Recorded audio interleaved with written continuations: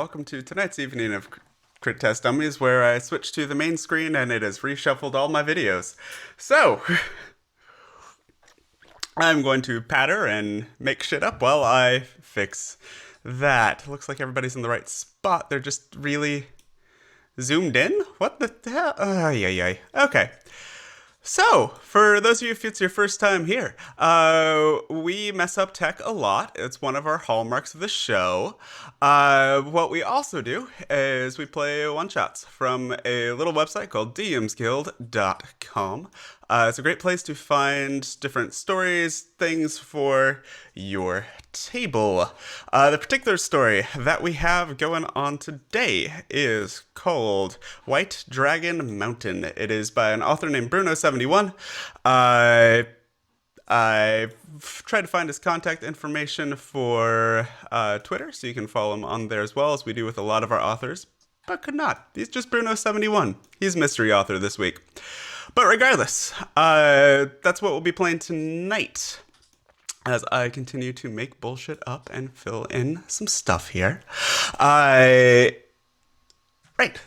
week, we played a little piece from Zeke Gonzalez, Three Faces of Pain, that left us in a rather interesting position. We had one person, namely Father Garen, dead, crushed by a falling tower. Whoopsie daisies. The Thimulich was killed for now, but we never found his reliquary, so he might show up again. Who knows?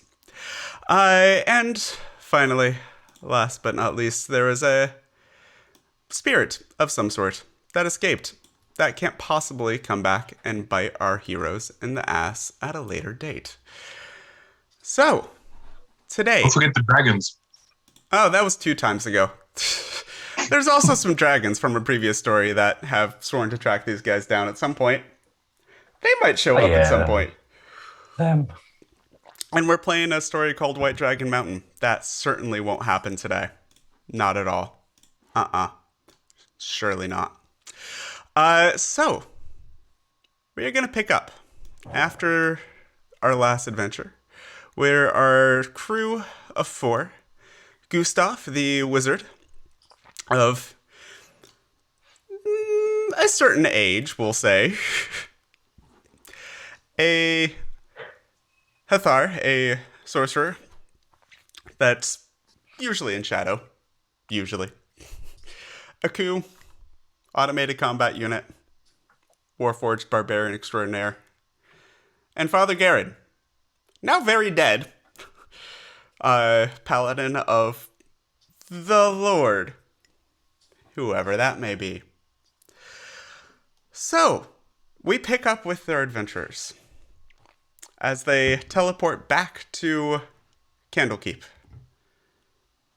Dead body of Father Garen in tow, and set up a ritual to hopefully revive him, led by our resident wizard, Gustav.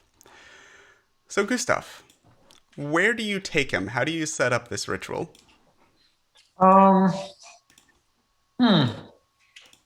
Maybe some sort of kitchen table. I don't know. Or maybe I think a place where the dead father wouldn't raise much suspicion or attention while I'll sleep for a night and prepare a new spell for the day so I can fucking erase him again. So we actually can't cast it that night. Okay. Yes. Because I already used my 9th level. Okay. So, we fast forward to the next morning then. Well, or I could make it much quicker. I do have something that will just raise him as a zombie instead. Oh. I mean... It's quicker. It's quicker, but is it better? I just look at Hathar like... It would make him more compliant, but... Zombies can't heal me, can they? Yeah, I get your point. True. All right, fine. Okay. So kind, guys. Plus, yes, I think we should rest for the night. Make sure the odor is not too punch it in the room where we can store him until we'll attempt to bring him back from the dead. So in Candlekeep, this kind of library, university-ish type place, where do you try and store Father Garen? Maybe my, as member of the faculty, I assume I have private chambers there. Yes, you do. Maybe there. Okay. Maybe I cast prestidigitation and invisibility on him. Okay. So you hide the odor with prestidigitation. It's not too strong. It's only been a few hours. And make the dead body invisible as Aku just carries this invisible thing over his shoulder through Candlekeep. And you all rest for the night. Some of you rest very, very peacefully. Staying with Garon throughout the whole time. Okay. Oh, when I want to raise him, I want to play a prank. Okay. Of course you do. Don't tell me yet. So the next day, Not on you. where do you set up to do this ritual?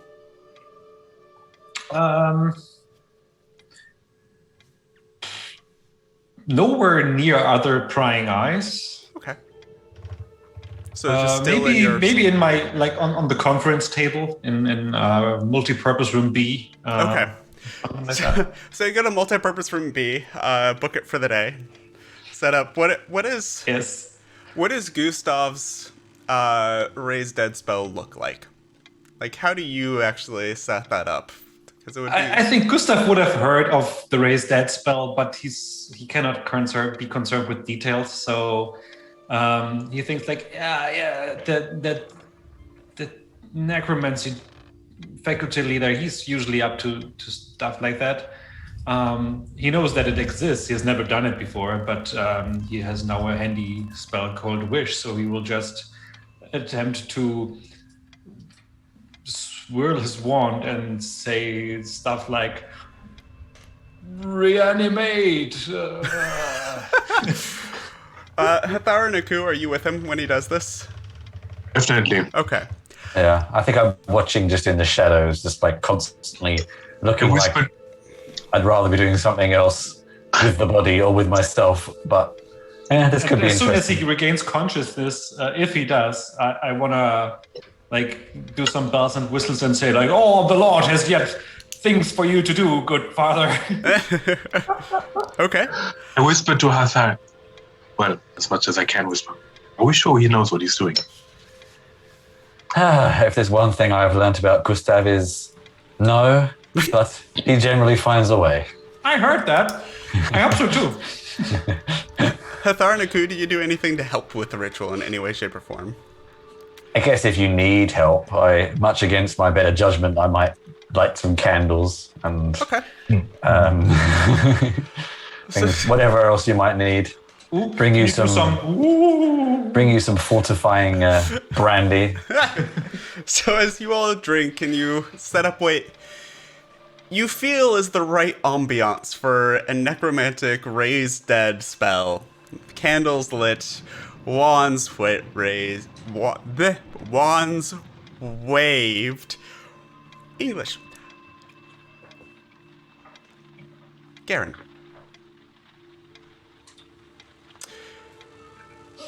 You find yourself a low rumbling beneath your feet. Opening your eyes, you find yourself atop a ruined battlement of a long, seemingly deserted castle. Extending out before you, seemingly endlessly, is the ruins of a city, parts of it up in flame, crumbled towers and monuments reaching up their ruined forms to a blood red, almost black sky, seemingly trying to crawl their way out of the wrecked city. Suddenly there's a flash of light behind you, and a voice speaks, tone rich, smooth, with a slight buzzing. Such wasted potential. Turning, you see a tall, handsome man in a flowing red tunic trimmed in gold filigree. Noble form and clothing in stark contrast to black, insectoid, faceted eyes. Welcome, my servant. I'm pleased at least one of my chosen has survived this long. Well, sort of survived, I suppose. Completely taken aback, he looks upon this figure and immediately kneels. Could it be? You, thou art him, isn't that right? Indeed, I am he. You may bask in my glory as you wish. O Lord, I present myself to thee. I art but nothing but thine servant. I have flown rivers of blood, of mortals and demons alike, in tribute of your greatness. I suppose that was a good start. And yet you've ended up here. A failure. What shall I do with you? He lowers his head further again. I shall do whatever you see fit, whether it be death or whether it be a new purpose. He leans in closer to you, and the buzzing sound that's been in your ears since he appeared grows stronger and louder.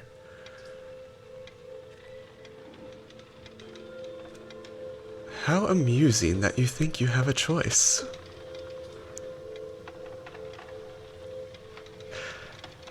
Your friends. I assume friends is the closest word. It's a strong one, all right. Oh Lord, yeah, excuse me for having spoken. He just raises an eyebrow at the interruption.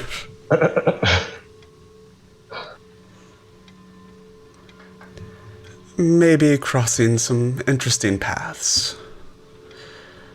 I would like some eyes on this path. Do you think you can do this for me? He takes a bit of a breath to himself, almost internally surprised that he's actually being given any purpose at all rather than just being killed. He dares to lower or to raise his head very slightly. Buzzing sounds of that Garen is hearing. Mm-hmm. Is it something he's experienced before, or has he heard about something of this sort from his clerics? Make a religion check for me, please.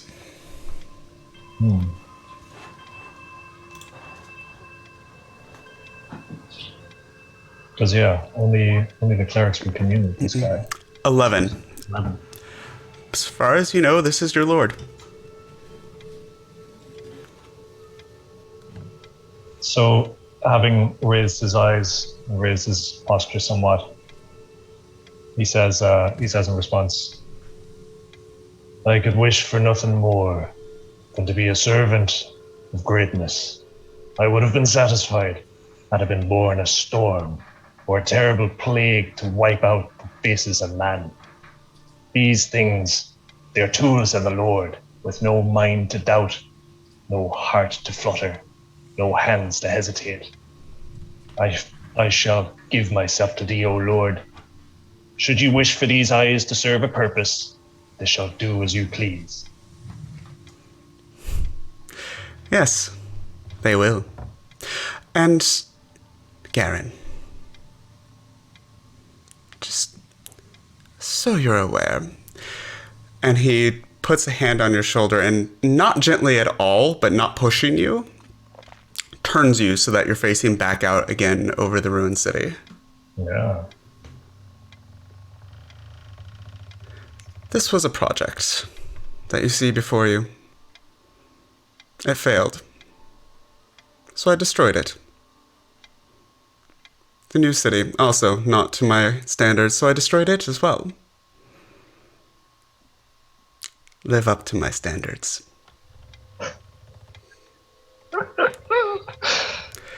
And with that, Gustav, what do you say to finish your ritual? Testify! Testify! And as you're dancing around, waving the wand, yelling testify, and these candles are lit in this almost like teenagers' first seance sort of setup in this conference room. Garen, your eyes snap open.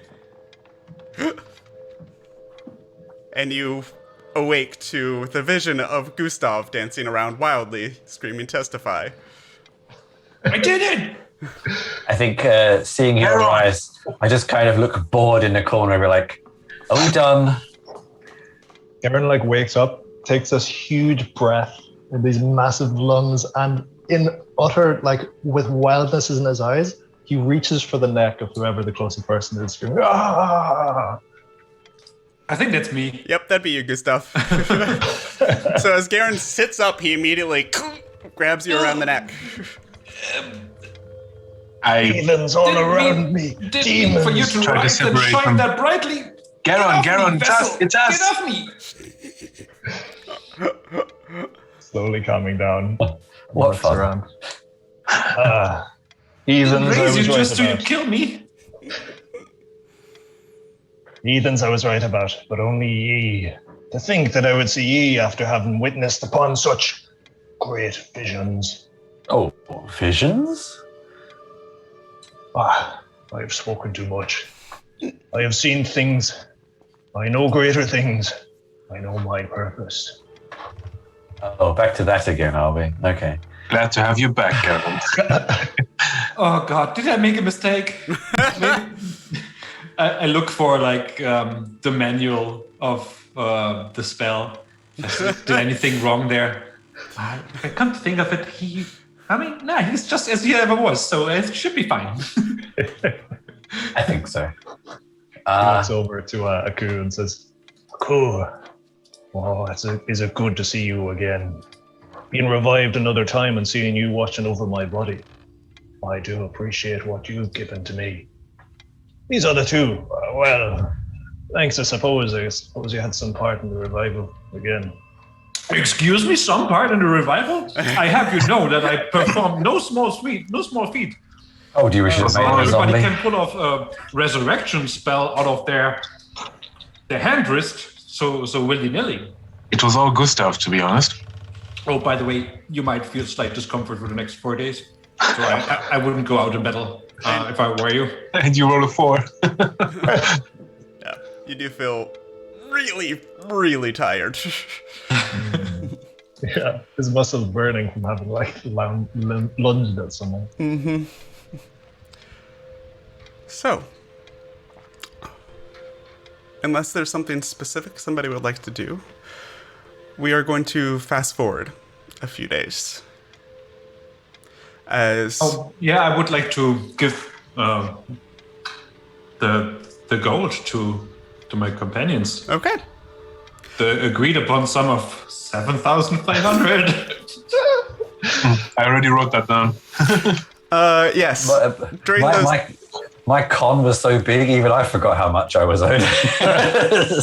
You do, over the next few days, find your contact from your previous adventure, hand over the Tears of Selune, and get paid your 100,000 gold pieces. Yeah. And you then distribute the 7,500 that you agreed to Garen and Aku. Are we there while he gets the money? No. Oh. Just checking.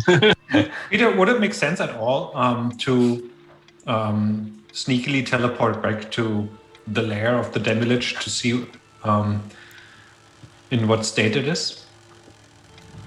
Like invisibility, teleport, have a look for a periapt, go back, something like that? Probably not, huh? You can certainly try. Oh God. Maybe at a later time. I mean, I'm gonna allow it, but also bear in mind you didn't explore the whole castle. You're not entirely sure what was still there and what might be occurring now that there's a power vacuum in that place. I'm sure it's going to be fine. I mean, I'm happy to explore it some other time, but I think we should recuperate a little bit. Okay. So as you spend the next few days recuperating, spending maybe some of your gold kind of refreshing. I probably spend all of my gold on a new body. Yep. Getting the dings banged out of your body, Aku. And some upgrades, actually. And some upgrades. All of you got some upgrades. You're all level 19 now. About 3 nights pass in this session. Father Garen's almost back to his normal self again, whatever constitutes his normal self for Father Garen.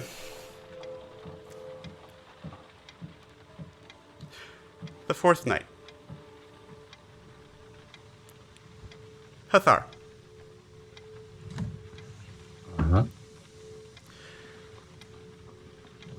You wake to find yourself in what looks to be an open, moonlit field. Looking around you, the only things that you see besides endless grass, tall grass kind of waving in a breeze that you don't really feel. You spot 3 things. A tree, a bench, and a small stream. The bench is positioned so that it is half in the shade of the tree and half lit up by the bright moon. And in the lit half of the bench, back to you, appears to be a woman with long silver hair running down her back and over the back of the bench, simply sitting, staring out at the creek.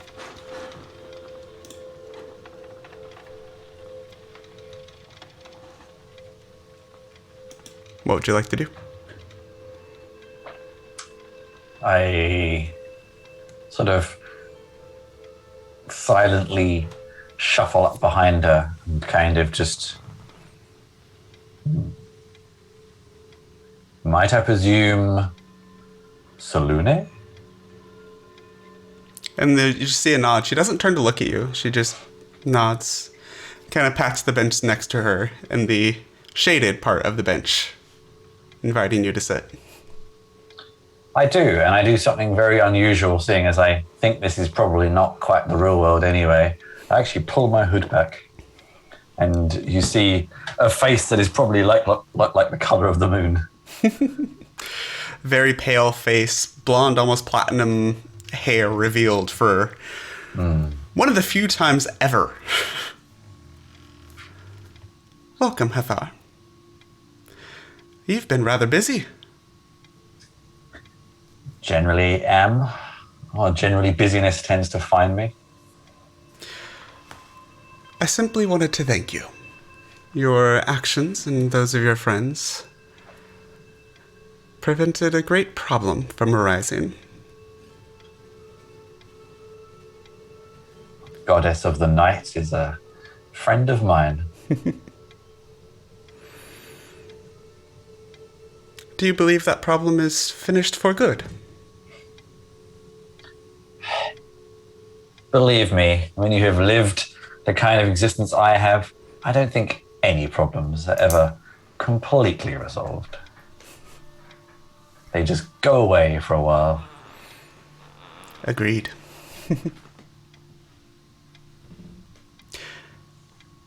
I have a proposition for you.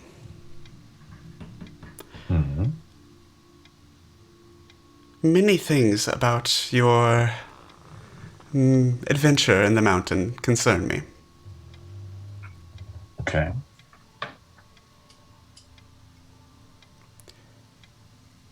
It feels as if something else is moving. As you saw, that ritual required quite a bit of magical items and energy.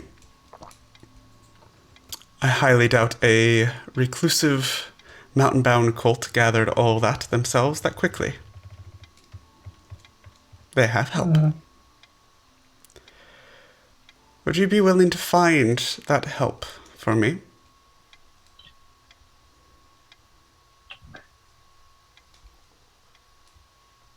What do you think might be the consequences of them continuing to exist and operate? And with that, she simply looks up, and you see the moon that had been lighting this whole scene. You realize is much larger than you're used to seeing. And as she slowly turns her hand, it moves from a full moon to a waning moon, to a new moon, completely dark, throwing the entire world that exists around you into sheer darkness. That. Well, I have to admit, and as you would know, I am a fan of the darkness. I know that But- you're a fan of the shadows. And That is shadows true. do not exist without light. This is true. And to be fair, the moonlight is the best creator of the shadows I tend to prefer. And she Kind just of look smiles slightly as you say that. kind of look wistfully at the moon and be like, who knows? Maybe we could bring back some strength to your erstwhile enemy, the sun.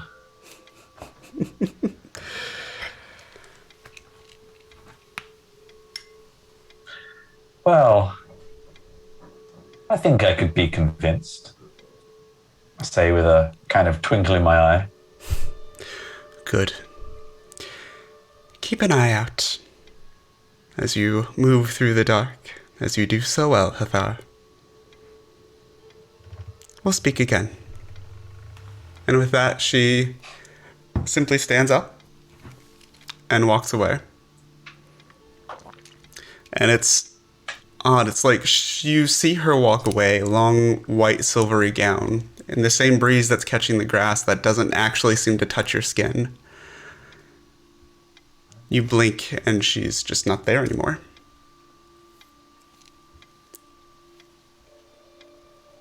Gustav. Oh, okay. I pull back up my hood and Yeah. wander away until I kind of guess Yep. Eventually wake up. awake, yeah. Yeah. Gustav. You awake in your room. The morning after this fourth night, after Father Garen's revival and taking care of errands and restocking and starting to wonder what will be happening next. Did I renew my fortress spell? And as you sit up and smack yourself in the face, you hear a voice that's somewhat familiar. Well, you can try and remember over tea, dearie. And you look over, and the same woman that pulled you into the ethereal plane in the middle of your fight with the Oni Litradicor, saving your life at that point, potentially, seems to have a tea table set up in the middle of your chambers. Oh. With a lovely scent of ginger, rosemary, and lemon coming from a steaming pot. A plate of scones with jam and clotted cream in the middle. And she sits That's there and rude. sips her tea. But it's also breakfast. So what you doing here? I came to talk, of course. And any specific topic in mind? Maybe what went on after our last interlude? You see, I made it out alive. You did? Didn't really. Yes. You didn't expect that, did you? Not quite. I was pleased, though. You might be more useful than I originally thought. Now then, I rarely offer second chances, so please. If it's Consider. about going with you again, I'm not asking that you go with me. You do want eternal life, yes? yes. I can show you how. By all means, do elaborate. And I mean, true eternal life, not this facade that you have now. And she waves her hand, and all of a sudden the illusion that you craft for yourself of a young wizard. And alone in your chambers with this woman, you are revealed to be this true form of this 100-ish year old man. Wrinkles appearing at the side of your eyes, gray streaking through your blonde hair, slightly drier skin hanging off of your bones. Oh, wow. It's been quite some time that anybody saw me without my makeup. What is this about? You must be serious then. Oh, I'm always serious.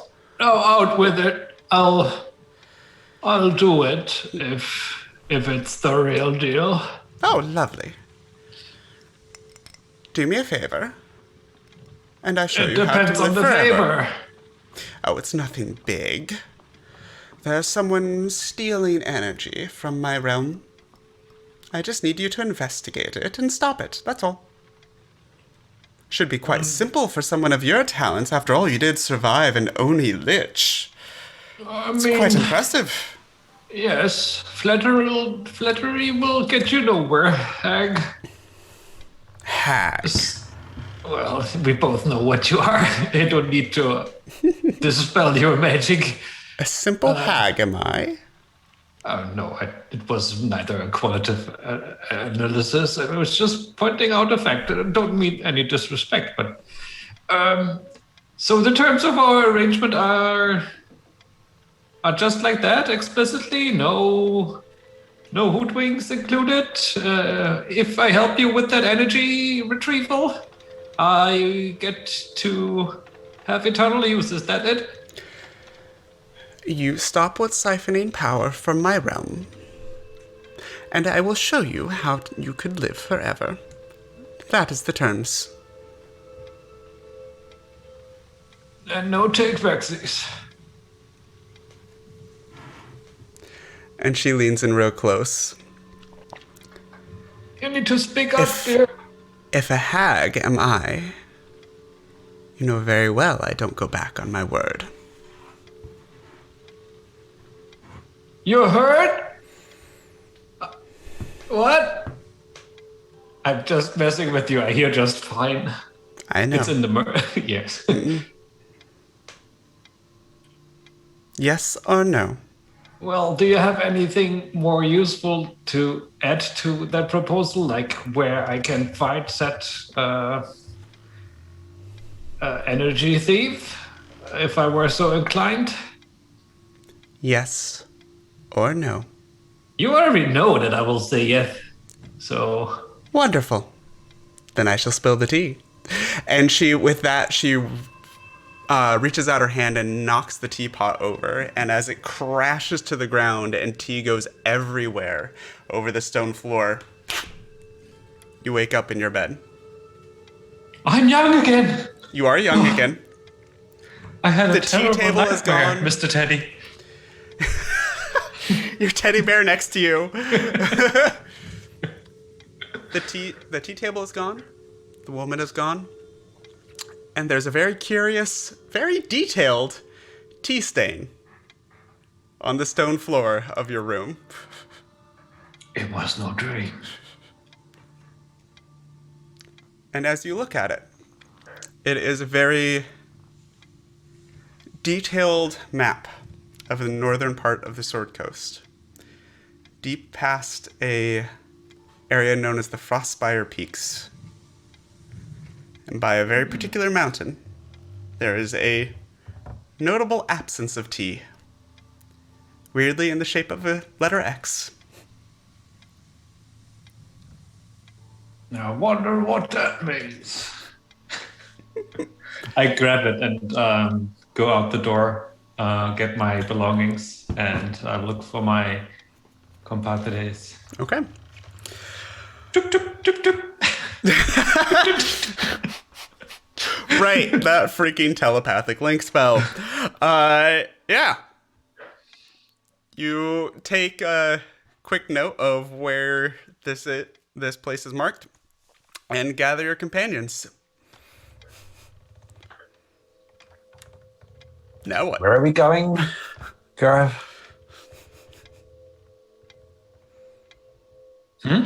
Where are we going?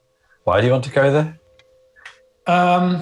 Yeah, so I assume I fill you in of some significant energy leakage, some evil stuff afoot in the Frostspire Peak Mountains in the Sword Coast.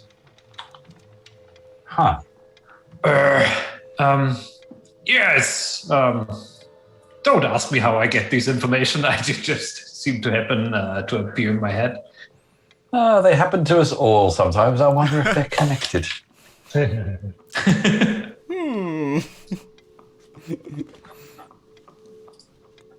Okay.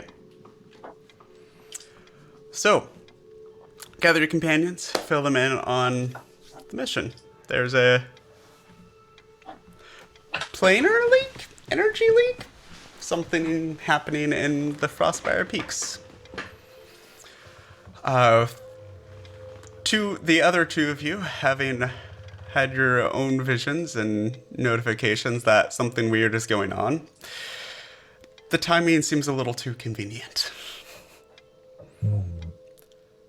So gathering your equipment, Garen, you're back up to regular old you at this point. Nice. Speaking of equipment, you said we could get some uncommon potions, right? Correct. Healing potions. How many were we able to get?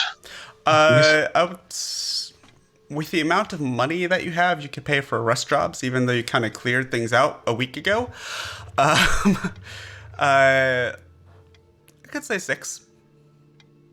Regular, just flat out regular healing potions. Which we already, right? You mean the uncommon ones then, yeah? So a just flat out potion of healing. 6 in total? Yeah. 6 in total, yep. Okay. I would take one of those, if you don't mind. You can have mine as well. All right. 2 it is. Okay. I still have my superior healing potion anyway. Okay. So, how are you getting up to the mountains? Just We like, take a good walk. Hiking. Well, I will see you there then. I'll have a 2 weeks vacation and then take on the good old teleportation hat and see each other there. Is that okay? I will rage hike. Rage hike. Okay. Oh, hang on. Actually, uncommon potions are greater potions of healing. Fine. 4 regular and 2 greater. All right. I'll take 2 greater then, yeah? Okay. I mean, if you don't want to walk there, I assume it's quite a hike. You can use my trusty old helmet again. Pang, pang. not so trusty though. Don't get lost again, will you? Can't promise. I would rather keep my new parts. We end up somewhere interesting. Cool. Well- Quite shiny. Now that he's had his upgrades. Some new embroidery. Just like a jewel necklace. Yeah, like a rapper chain, you know, with Yeah. a big bling. It says, I'm just picturing like the Flavor Flav clock, but it's a giant sundial. yeah. Is there like an castle in construction close by of mine that I have recently erected there? Maybe? Not Or this have I far been there north. before? This is, from what you saw, this is far north. So like 10 towns is kind of the furthest north of established settlements. This is beyond that by a little bit. So you're So not how quite in about- uncharted territory, but it's pushing it. Okay. And it's cold as fuck up there. Oh yeah. We should probably prepare for that as well. My idea Get is some to go frost-resistant oil. to the northernmost city that either of us have visited before, and then I'll transform myself into a giant eagle. Maybe. I don't know. Wait, what? You're being an eagle to go where? Like further up north with you guys, and you can ride on me. Can 4 people ride on an eagle? Probably not, especially when one of them is metal. True. Why are we not I teleporting? weigh a lot. If I teleport somewhere I've not been before, the chances of landing somewhere else entirely are. I will give you with the T map, at least that next level of some knowledge about the place. And Yeah, so maybe we could also hone in on a little bit on an energy source in that region, like pendule it out with Mortimer or something to narrow it down. you could. Do you want to talk to Mortimer? Oh no, I really don't want to talk to Mortimer. That old fart. Is there a geography department in Glendigan is also run by Mortimer? Classic. I mean, if there's absolutely no other idea and that we could employ. I mean, you could also, in theory, they're rare, but airships also are a thing. Oh, And you have a crap ton of money now. Right, we have. let's buy an airship. Let's rent an airship. It reminds me of my last campaign a few years ago where our pilot rolled a natural one and crashed our airship on the first day. This Anyways, is gonna go well. Well, I seem to have some spare cash. So we go to the Waterdeep airship rental.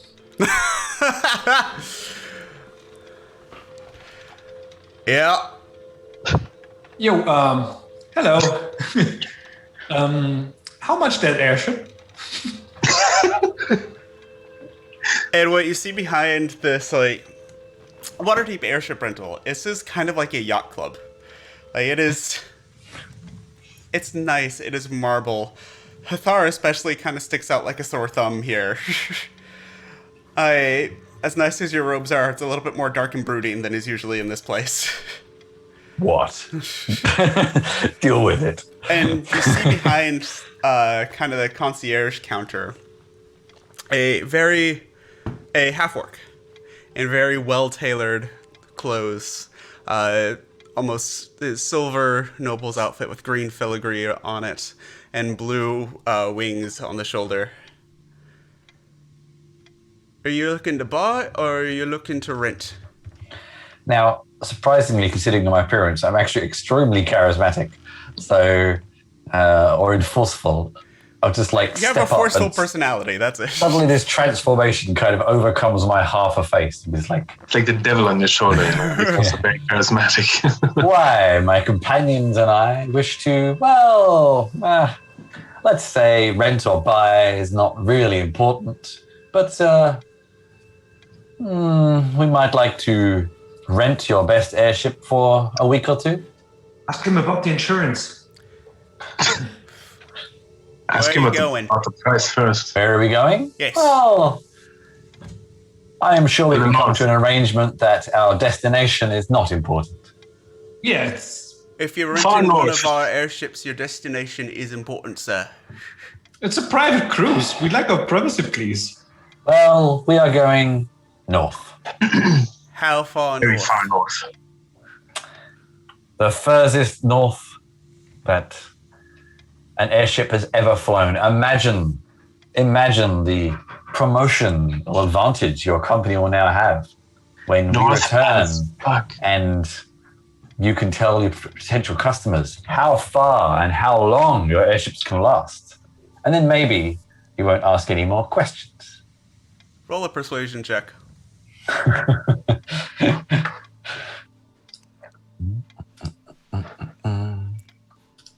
Confusion detected. 21. Okay. Well, so we can do that. Would be, suppose interesting to set a record for that. Do you need a crew as well? Yes. We would like, yes, we would like a crew, perhaps as minimum as we need. Okay. And you said you're going north, like to Tin Towns? Something like that. Yes. They should dress for cold weather. Let's say yes. Oh, it's an airship. It's always cold up there. I thought we were going to 1 town, not 10. Don't mind him. Okay. When would you like to be leaving, sir? Well, everybody's favourite time. As soon as possible. Okay. Yesterday. So, as soon as possible, on a mystery mission. Exactly. Now, how much are we talking? For a It's a leisurely cruise. For a Who said mystery. anything about a mission? For a mystery amount of time. And he hears your thing about it not being, it's a leisurely cruise, not a mission. And he just kind of looks over at the weaponry and armor that you all have. Right, sir, cruise. So a mystery mission and mystery time Once you get period. this powerful, it's just a cruise to you as well. I'm sure. I don't say that out loud. Let's say normal rental. You said about 2 weeks? At most. Let's call it 3 weeks and we can keep the difference as a deposit. Let's see here. So that'll be 3,000. And you need to hire a crew as well. That'll be about 500 a week. So that's 500. Yeah, let's round that up. That'll be 5,000 gold pieces, please. How about we call it? How about we call it 5.5, and we can guarantee no questions.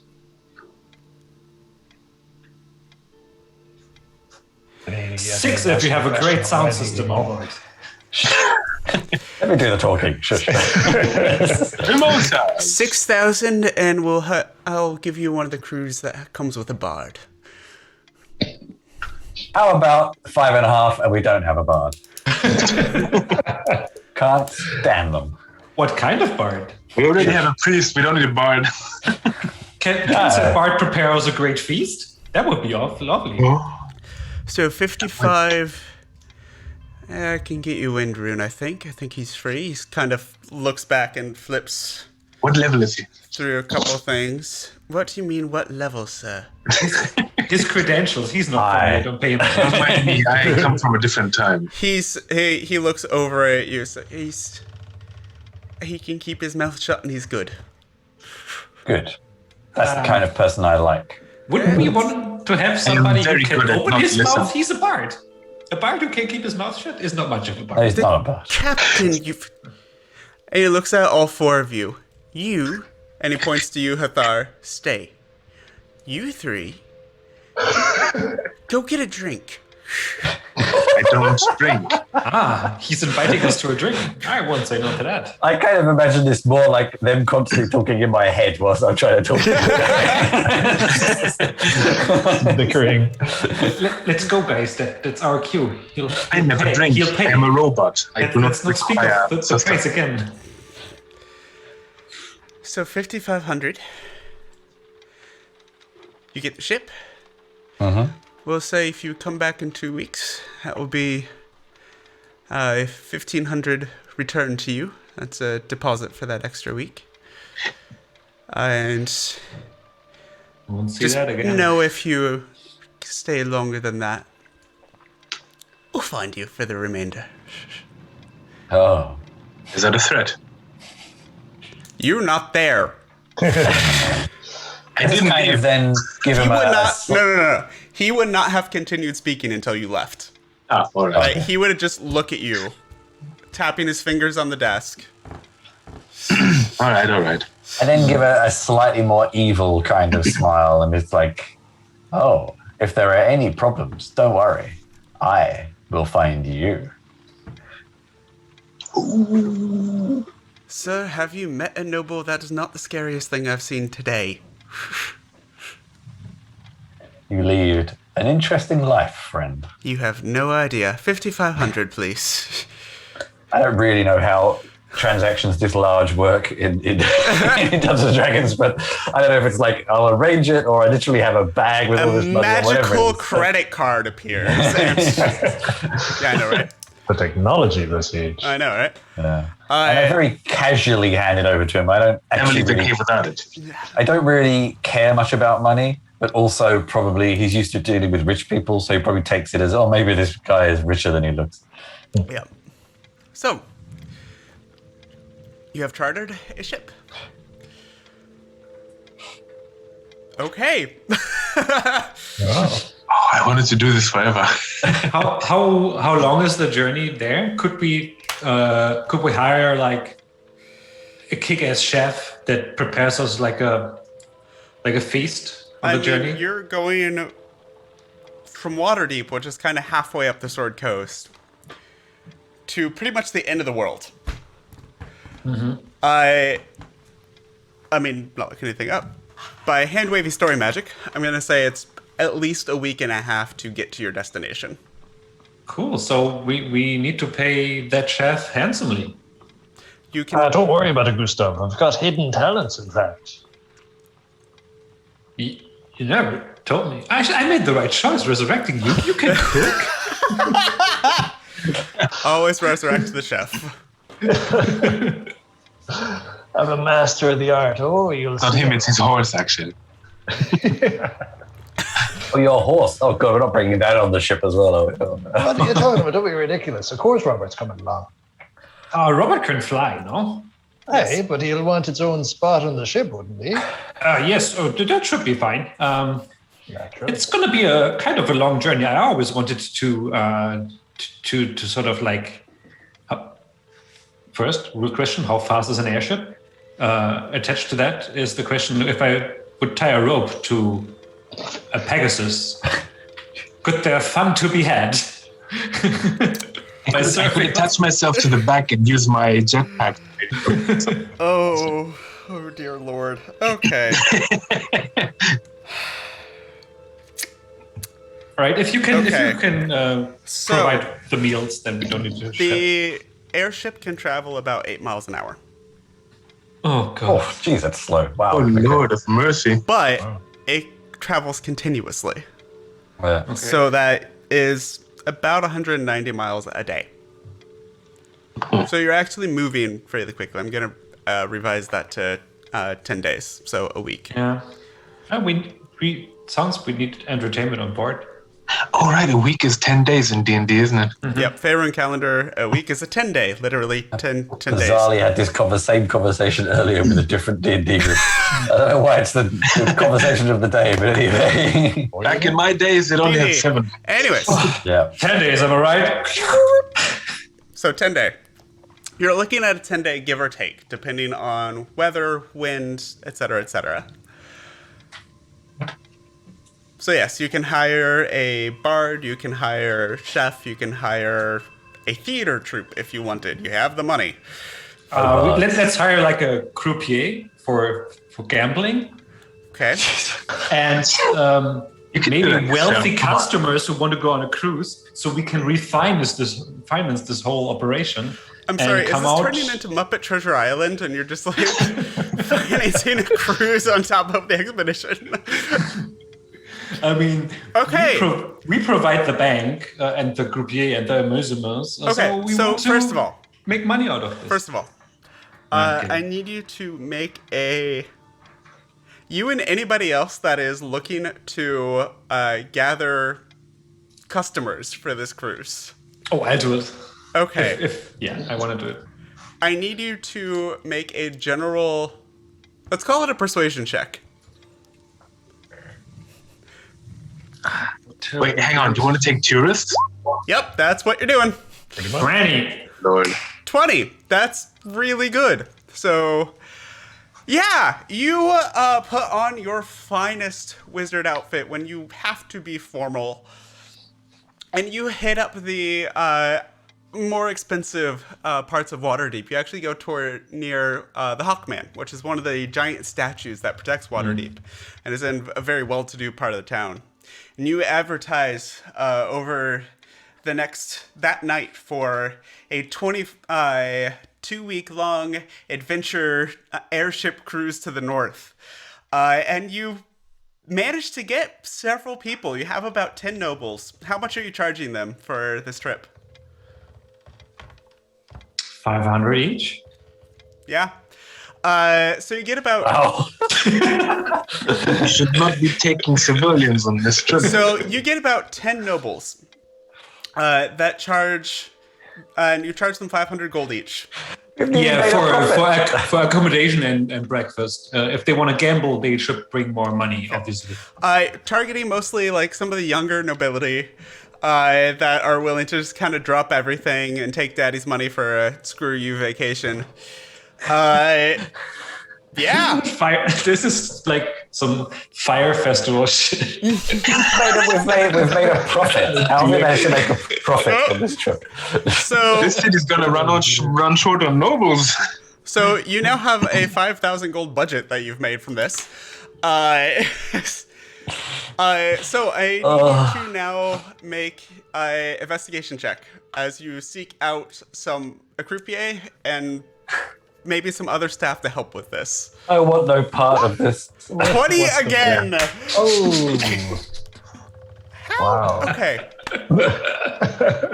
I just wanted a managed to nice, find- quiet, solitary trip. This does not So concern me. the other three of you, in my head, and tell me if you want to do something different, but in my head, Gustav is doing this without the rest of your knowledge. Yeah, I think so. Dude. Yeah, pretty much. With the 20, would you say I'll find a good tailor that can give me like a white captain uniform? Yeah. So with the 20, you actually managed to find a uniform in a window because you have such a short notice, you wouldn't have time to get it tailored. But you find one, they're able to get it adjusted to you. And you end up with this white, almost comedic, and how over the top and filigreed and everything else it is, captain's uniform. But it somehow works. And you also managed to, one of the casinos in Waterdeep, time it just right to get there as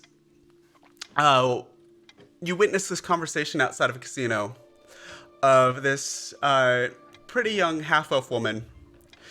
It's like, I'm sorry, you don't pay me enough. I'm gonna go see if I can find something elsewhere. Just, I wish you no hard feelings. No, don't. Bye. As she leaves, and you see this other male halfling. He's like, but we need somebody. Oh, we're short-staffed already. So you watch this whole thing go down, and you're able to flag her down and offer her adventure and a paycheck. And she takes you up on it. Annie Hall. Got yourself a table runner. Frank Abagnale. Frank. Okay, Frank. And you give her the directions to the ship. The next morning. I found like the smallest, darkest room in the thing, and the next morning I see all these people getting on, and I'm just like, Gustav, what have you done? So the next morning, the four of you get there early, and you come up to the airship club, and you're guided back along the docks, and it's kind of interesting. The club is up against the southern mountains that are on the south side of Waterdeep, and the dock actually goes out into nothing. And as you go along the docks and the airship's just kind of hovering in the air, you see blue crystals, 2 on the front and 2 on the back, just humming with energy, keeping this thing afloat.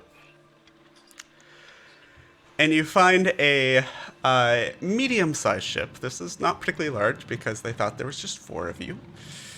And you find it's being helmed by a bunch of dwarves, actually. Captain Windrunner, and a dwarf in fine red outfit, kind of like yours, Gustav, but much more functional. I looked down my uniform. I was like, "Wow, this is going to be awkward." And he kind of looks up at you in your white captain's uniform.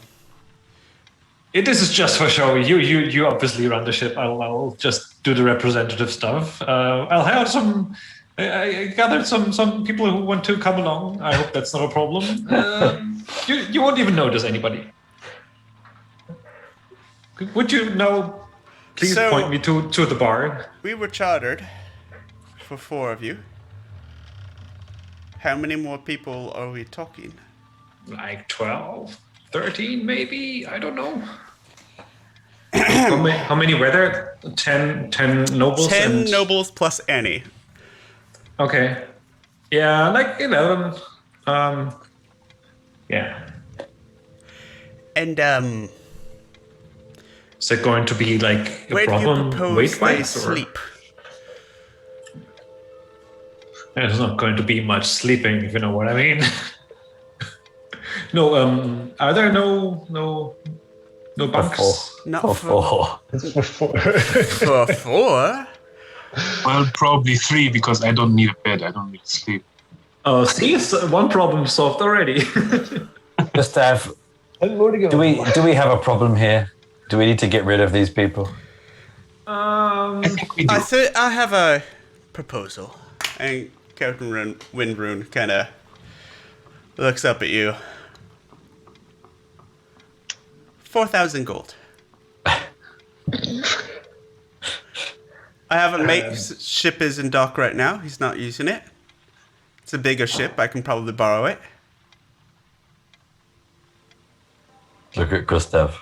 I mean, sure, why the hell not? Got ourselves a deal. And you see the captain turn back. Lads, we're gonna sell a bigger ship. And you see them kind of look around confused for a moment. Oh, yeah, sure. And they'll start kind of undoing the work that they had been doing to prepare the ship to sail. It doesn't take them very long. Like everything gets tied down, locked back up again. And as they're coming off, so what ship are we going to? And Captain Windrune kind of looks over across the dock, and you see a ship that's about twice the size. And where this one was nice, it was polished wood, brass filigree. Turns to his one of his dwarf crewmen and take 4,000 gold from these folks. Take it to Sammy. Remind him that he owes us.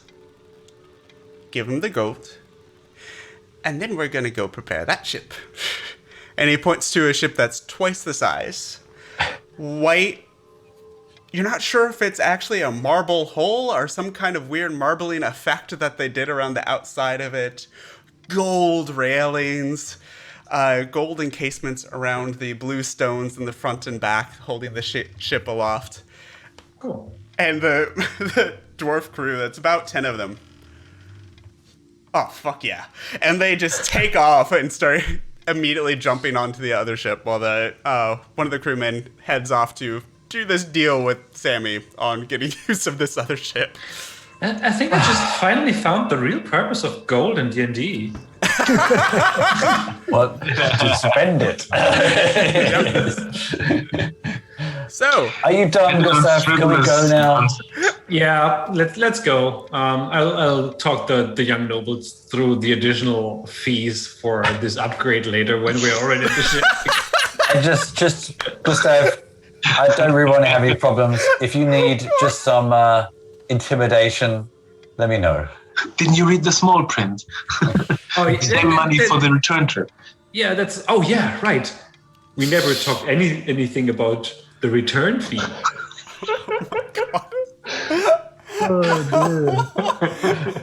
So, about that white dragon in the mountain. as our one-shot turns into a tycoon simulator game. Extortion simulator, more like. Anyways. So yes, within a few hours, the dwarves get the other ship set up. There is a bit more of a discussion as far as getting rations, upgrade of food. There's a note that, I know a guy who's a really good chef that's worked some really high-end parties and such. Might consider it. Yeah, say no more. Yeah. Altogether, it's going to cost another 250 for the additional chef for the whole time, and also stocking up on nicer food, liquors, beer, etc., etc. And then we're just going to park it in the ice cold mountains for like a day. Right? It's great. Right. So, I mean, since we're splurging, I'm gonna get some fancy ass machine oil. Okay. So far, I'm still in the plus. You're still in the plus by 750. Cool. Oh, jeez. Margins on cruises. The profit margin is real low. I mean, I'm in the fortress real estate business. So, eventually, your ship heads out. I'm gonna throw it to you guys because I'm really curious what you'll come up with. What's the name of the ship? Yes, Aaron goes over to Shenanigan. Sure. Aaron goes over to Oh, Gustav. no. Yep. And as you get on, Aku, you're the last one on. You just look over. And you just see painted, of course in gold, along the side of the hull of this ship. Yeah, I'm classy, guys. Yeah. Noble Shenanigans. Shenanigans. I am not familiar with that word. You will be by the end of this cruise. And you set out. There's a minute where you all and some of the nobles that maybe haven't done this type of trip before kind of get your air legs and this odd sensation of flying on a ship, which is new for a lot of you, even for Garen. You've flown on a Pegasus before, but not so much on this. It's different. It's windy, but not bad. And as the days go on, you have a pleasant journey. Clear but cold. But there's good food, thanks to the hired chef. There's good drink, thanks to the extra rations. I'll talk the nobles into advertising their private messages with Skywrite as we leave for a few hundred again. Okay. It's like, like the recent Disney Plus where commercials in the sky with basically chemtrails. Basically. And you get a couple of them, and you they have you skywrite a couple things. Celebrating divorce is one thing that shows up. Get fucked, peasants. I'm on a boat is one that shows up. Nice. Of course. And another one. Be back later, Dad. There are also daily morning sermons on the ship. Yes. That's what they signed up for. That's going to be very popular among the youth. For sure. They're daily sermons. Most of the nobles are very confused by this. They're also usually hungover in the morning, so they don't pay you much mind. Oh, well, in that case, I can provide them a nice dark environment to recover from there. Thank you. We should really do a business out of this. Oh, God. At one point, about a few days into it, Captain Wendrune will take Hathar aside, as he was told you were kind of the point man for actually running this trip, despite the costume of Gustav. I love D&D. So, this is fun and all, but where exactly are we going? Well, we are going north. I was told as much. Far, far north. Do you have a map? Do I? No. Oh, we do have a map. You do have a map. Have a map. We have a rough map. And then when we arrive in this rough vicinity, we will need you to take care of the ship for a day or so. And yes, thanks to my friend's exploits. Hey, as long as there is wine and food, nobles tend to be happy. It'll be okay. Yeah. Just try to keep them warm, I guess. Where are we going? And he you spread the map out and he looks at it. Looks up at you. Looks at it. Looks up at you. You're fucking crazy. I have been called worse. So here's what we'll do. We'll drop you nearby this fuck off north place. We'll give the nobles some shore leave in Tin Towns. Let them off their ship, get them into a nice tavern somewhere. And we'll come back and rendezvous with you in a day or two after that. How can I know I can trust you, Will? You've paid me.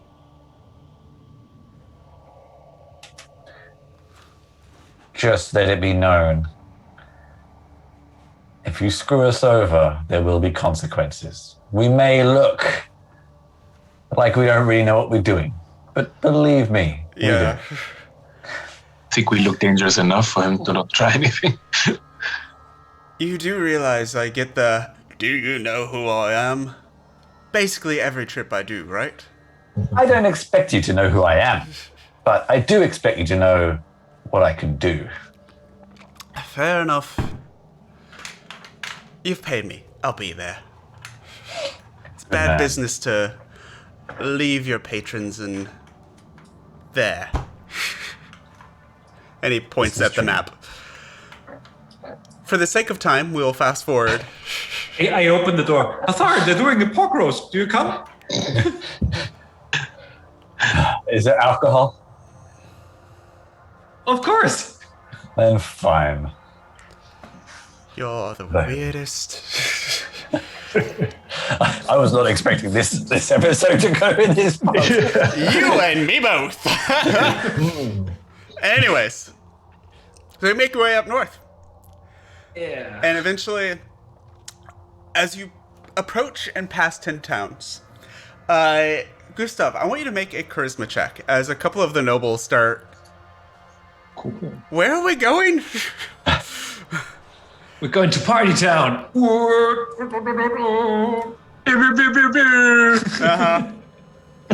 Just a regular persuasion. charisma. They'll do charisma or charisma persuasion. Sorry, Persuasion, you say? persuasion. I say yes. Before, when I rolled a 20, it was actually 26. I rolled performance instead of persuasion. I don't know why. Okay, 18. That's good enough. So some of them are the ones that didn't quite realize adventure might be this cold.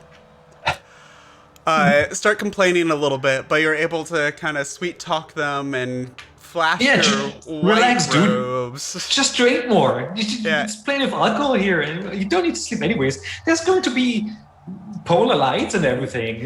I mean, maybe there's a dragon even. Have you ever seen dragons from a distance? Might be quite cool. How far of a distance? You know, you can never tell. And you just see Quite far, I assume. as you're talking to, and this is a man and a woman, human, both seem to be early 20s at the oldest. The man just kind of puts his arm around the girl shows like, don't worry, I'll protect you from any dragon, babe. You see, no problem. I want all these people to die. If you think about it, the 500 for the trip here is really like a down payment on any future really epic stories you get to tell back home. Once after we've clarified how much you still owe me for the trip back, but if you see a dragon, that's And they start priceless. to say, wait, trip priceless. back? And Annie actually cuts in, having eavesdropped on part of this conversation. It's like, do you want a few free tokens for the table? I've got a few open chests. Oh, yeah, that'd be awesome. And she kind of guides them over there, and she looks over at you like, dude. Anyways. So, you get a little past 10 towns, about a day, and you actually see this mountain in the distance that's been marked. But it's still in the distance. But the weather's starting to get rough. Mm-hmm. And Windrune kind of pulls you all aside. It's like, this is about as close as I can get you guys. There seems to be a clearing in a valley past this little rise. I can drop you off there. be back to pick you up in 3 days. Is that enough time? 2 days? Yeah, sounds good. Yep. Okay.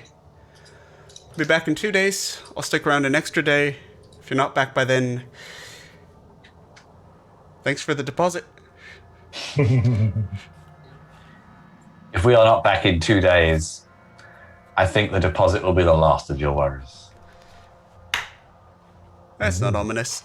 I leave my little familiar that we have not yet spoken about on the ship. Do we see it? It's only To just choke. No, it's a little inconspicuous bird that I just want to have an anchor if we could teleport back to the ship at some point. Okay. So you tell the bird to stick around. Let's say it's a parrot. A parrot. Okay. Because Why of not? course.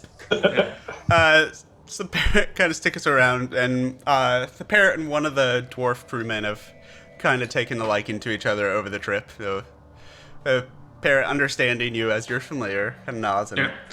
All right, Jeremiah, you're going to be in charge. In Treat them charge. with respect. In charge. In charge. Yes. You have a few seats. And he We'll be eats all back of them soon. at once. Classic Jeremiah. He eats all of them and immediately flies off to find his dwarf friend. So you are dropped off in some not nice weather.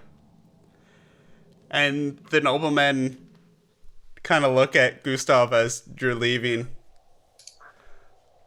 You're leaving the party, man? Yeah.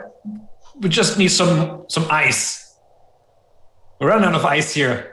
Sort of like a supply run. We'll be back in a few days. And you see him we holding... make sure Yeah. we just, like, just in case there aren't going to be any dragons that show up naturally, we're going to just lure them out. So we have like a little scenery in the distance, Just for you guys. It's free of charge.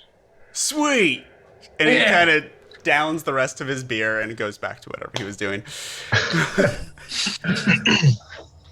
I'll make sure to mix some antifreeze in my motor oil. So, as the airship, the Noble Shenanigans, takes off and leaves you in the middle of nowhere, in the Frostspire Peaks far, far to the north. It's kind of cold here, you guys. It is bitter cold. It is, unless you have resistance to cold, things might get interesting cold. Okay. I should have brought that rope. Fuck. A rope? Yeah, no, I- I was gonna get the rope of winter, but I never did. Oops. We did buy like cold. Did you? Basic stuff. Yeah. Did you? Yeah. Okay. We talked about it. You talked about it. I'll say it's it. just implied. I mean, doesn't that mean talking about it is doing things in D&D? Saying, Father Garen, could you So- give us warm thoughts? Akru, there is a difference between, hey, maybe we should do this, and we do this. I thought that's how I worded it. Like, I'm definitely gonna buy some. I was going to say anyways. I don't That think you will need just to. say, well, Gustav was doing his shenanigans. You all pick some stuff up. It's okay. So, I have prestidigitation. I can make myself warm. I don't know about you guys, but it shouldn't be so hard if I just. I have limited options as a machine to really combat extreme cold. I think. I don't know. I I don't know how it could works in real touch life. your armor and make it slightly less cold, maybe. I raise up a hand and say, "All right, they're cold. I'll have to handle this." And just as I'm about to cast a spell on myself, I look over to Robert, who's kind of shaking, and like, Robbie, sure you could use a bit of help." I'll cast protection from energy for cold resistance on Robert. and he immediately kind of shakes himself out. So much more relaxed. As you are preparing to start your journey through the mountains, how are you doing this trip? By foot or by air? On the broom. Okay. And I will also remind you, as you're setting down, part of why he set you down here is the weather's starting to get bad. Like, you can see clouds gathered further up north. The wind is blowing, not harshly, but it's not nice either. Flying could be interesting. Is it, how light is it? Currently, it is a little past midday.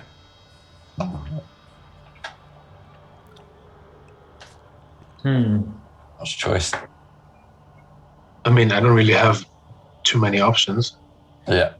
Probably hard to carry me since I don't know, weigh a lot. Okay. About as much as a Terminator, I guess. Let's start walking then. Okay. Here's what I would like for you to do then. I need one of you to be the navigator. That is going to be kind of charting your course towards your destination. One of you is going to be the scout, searching out the path. I need one person to act as hunter, be watching out for dangers, hazards, creatures, etc. And one person to be coordinator. That just keeps everybody together and on task. Who would like to do what? Oh, these all sound awful. I feel like the only thing I'm going to be good at is coordinating people because I'm all about charisma skills. So I could be the hunter since I have really good eyesight. Okay. So I could tell you stories about history and stuff. So we have coordinator, hunter. Who is scout and who's navigator? It's sounding like I'll be scouting. Okay. By the sounds of navigating being a somewhat Maybe scout and hunter task. can kind of work in tandem. So this is a skill check that's actually part of this module that we're doing right now. I think on the broom it would make sense if I could scout, like on an elevator. I'll Thing. navigate. I don't know. Okay. But you have Robert as well. So here's how this is going to work. You all are going to do individual rolls that will affect how hard or easy a group roll will be. We're going to do this in 3 rounds, and after each there'll be either a positive or negative result, as your journey is easier or harder depending on how well you do with this. So first things first, Garen, our navigator. I would like you to do an intelligence check. If you are proficient with either navigator's tools or survival, you may add your proficiency to that. Intelligence, your strength, isn't You it? can switch between rounds if you want to, that's okay. But for now. I think I'm going to be mostly relying on 3, whatever okay. knowledge, which isn't very much. Cool. Even with proficiency, than the 0. that would be interesting. Yeah. Scout, Gustav. What do I roll? I would like a wisdom check. If you are proficient in nature, you can add your proficiency bonus to it. I'm not proficient in nature. Okay. I have a +5, but Okay. doesn't really matter. So just plain old wisdom. Wisdom. Okay. That's 17, not a lot. that's good. Okay. Actually proficient in nature, I just realized. It's okay. Yeah. Again, we can switch after each round. Hunter, Yes. I need a wisdom check as well. Proficiency if you're proficient. Perception. Perception. Thank you. Do my eagle eyes give me some kind of advantage for that? Like, Or like, do you have? I mean, it's not. It's an aspect of the beast. I can see up to 1 mile away with no difficulty. Dim light doesn't impose disadvantage. That It's doesn't. not this. I can see 1 mile away with no difficulty. 20. Okay. Wow. Uh-huh. So 3.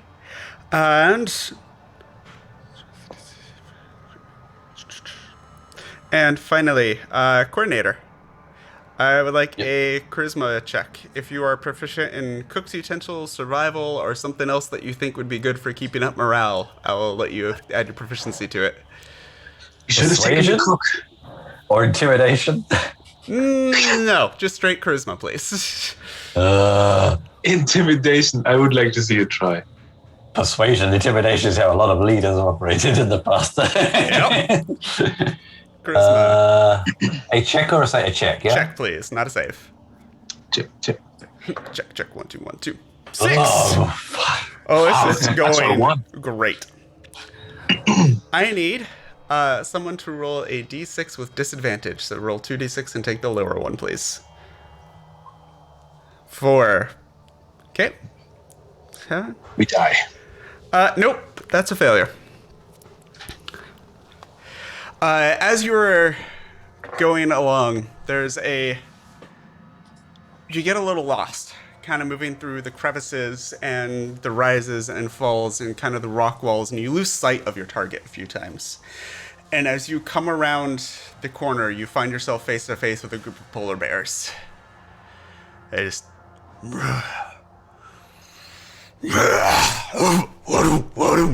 and they start giving chase. That dog. So, you all lose. Oh, okay, that rolled really well. You only lose 1 healing potion in the process, though, as it kind of falls out of your bag as you're running from the polar bears. Cool. Okay. So just 1 healing potion from the group. I'll take mine off. Okay. Second round, as you kind of lose the polar bears and kind of start trying to get your bearings again. Who's doing what job this time? Same, or do you want to switch roles? I would like to try and scout.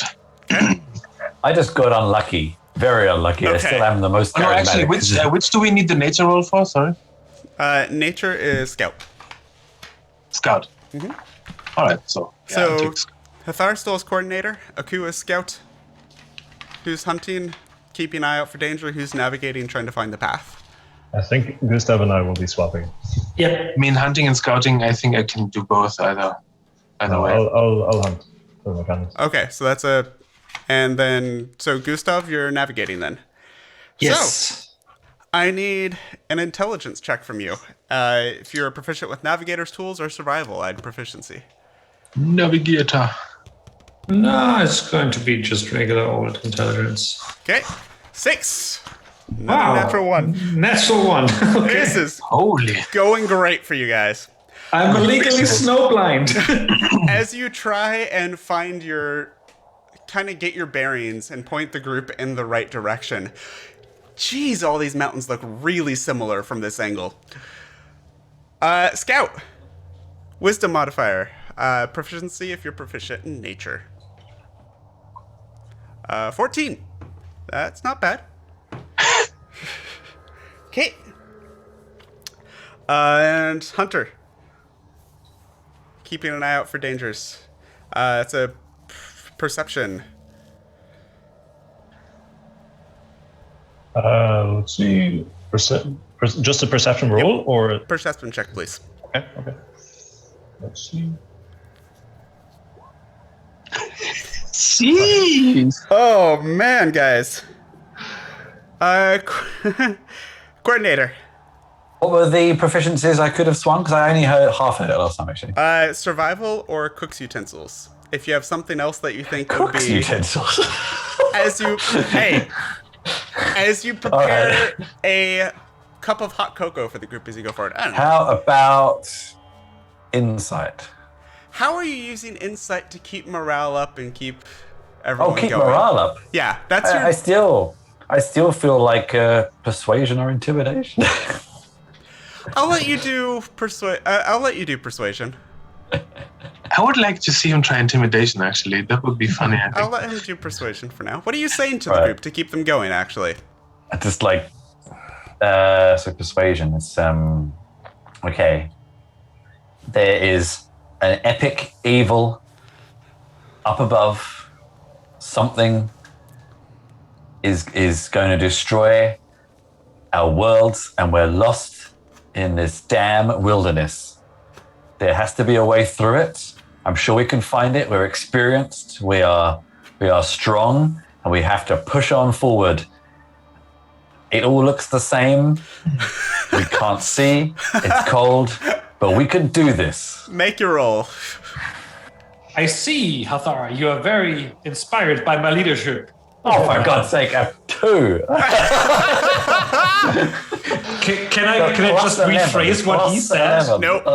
going on? I need someone. No, Pete, I want to rephrase what he said on the journey and use it as my inspiring leader temporary Sure, hit points. go for it. While you do that, can I have somebody roll 2d6 again for me, and we'll take the lower one. Plus 11, I rolled a 2. Oh, yeah. 5. Okay. That was we're taking the lower one, was it? Yeah, sorry. So 2, 2. and that failed. So it's just flat 2. Okay. So how do you change that, Gustav, to make it an inspiring leader speech? I say to Hathar, allow me. Sorry. Allow I me. just realized I had a disconnect on roll 20. I don't think you got my roll. I rolled a 2 with plus 11, so 13, but they're still low. It's still too low. Yeah. I'll completely memorize what Hathar said, and Okay. I use like really good intonation, and I use my hands to like sort of like color it a little bit, and everybody feels real inspired. Like 21 hit points inspired. So, Okay. you know, Everyone's like- Just hear the sound of 2 pans banging together. Like, So you take how that. many points? Sorry. Fine. 21. Nice. Fine. Gustav, you're in the air. Garen is on Bobbert, I assume. Yeah. Hathar and Aku that are walking. I need each of you to pick one magic item that you're attuned to. The walkers? Lose it, or I need each of you to pick one.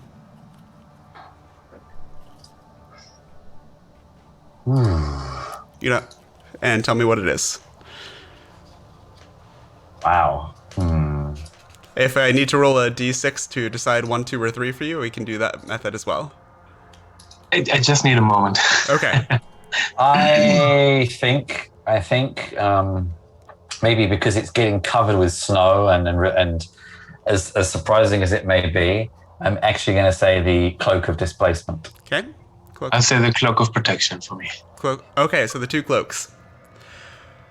We're going to roll a d20. I'm going to roll it open. So here's how this will work. On a 1 through 8, the cloak of displacement. On a 9 through 16, the cloak of protection. On a 17 through 20, nothing. So that's a 1. So as you are walking along, Hathar, you catch your foot on a rock, and as you're trying to rebalance yourself, the rock that you caught just falls, and you start sliding down the mountain. Aku's able to grab you and yank you back up, but in the process of these rocks tumbling past you and this edge of this path getting dislodged, one of the rocks catches the clip on your cloak. It goes tumbling down the ravine wrapped around these rocks.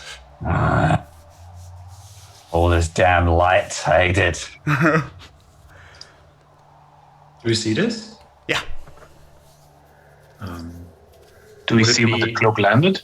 Yeah, I mean, I can fly. Really far down a ravine. You can certainly fly down and try and retrieve it.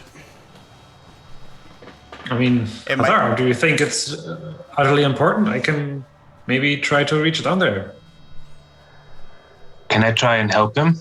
I would even be ready to use a rage for that, to be able to fly it down. If you can do it in a few minutes, if not, then I think it's too far. So your fly of 40 feet, that's going to be too far for you to do in a turn. It's further down than that. Things like if you've ever gone hiking in the mountains, you hit those points where it's just kind of like steep angle for quite some distance. That's kind of what you're looking at. And as you look down, you see kind of where everything is settled, and there's this of white as displaced snow and ice kind of and starts settling back down again. I have a 50 feet flying speed. Okay. So Gustav and Garen, you can go down and look for it. I need both of you to make an investigation check, or one of you with advantage, one of the two. Let's see. Investigation. I'll give advantage to Gustav. Okay, so Gustav, roll with an advantage. 8 and 17. You dig for what feels like 20, 30 minutes. And this whole ravine is just a solid line of chunks of ice and rock that have tumbled down over the years. I could use detect magic to make it a little bit stand out more. Detect magic has to be in line of sight, yes. So if it's covered by something, you won't see it. Let me look. I think you're right. I think it is. Yeah, You could use locate object. You couldn't use detect magic.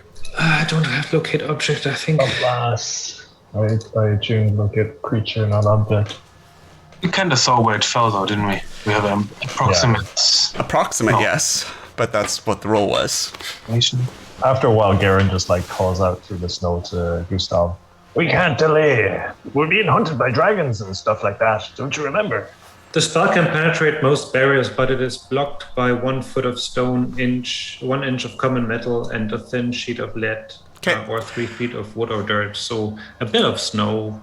Okay. Yeah, you can cast detect magic, and I'll give you one more roll. So basically, you end up with double advantage. Ooh! I use my wand of magic detection to not waste any time. Okay.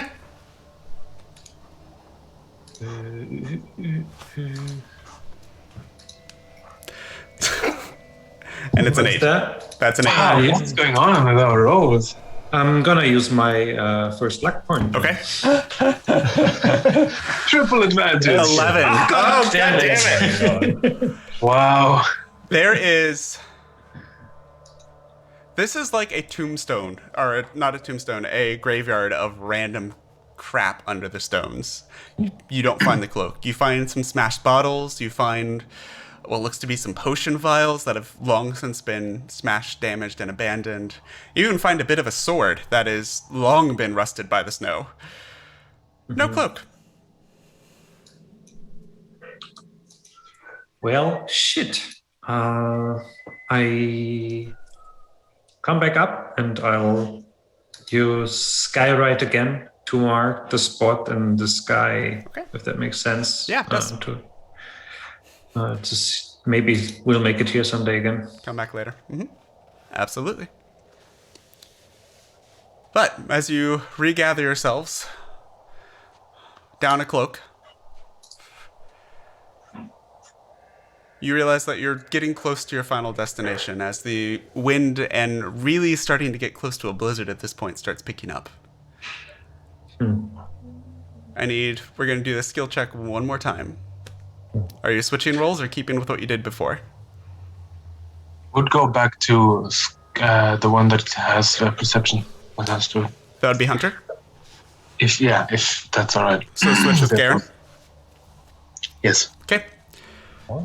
Sure. I'm going to use shield every 6 seconds to shield myself from the snow. Navigator. Intelligence check, please. This is me, right? Yep, that's you. 16. Okay.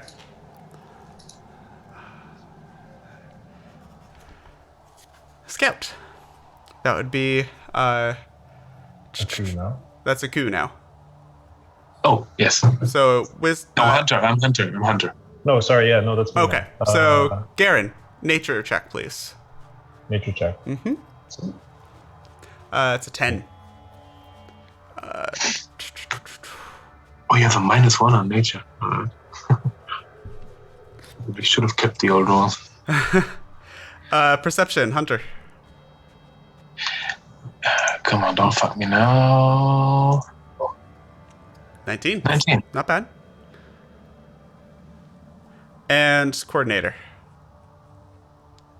I'm going to be extra persuasive again this time. Can be extra persuasive, okay. And Like- extra persuasive Hathar.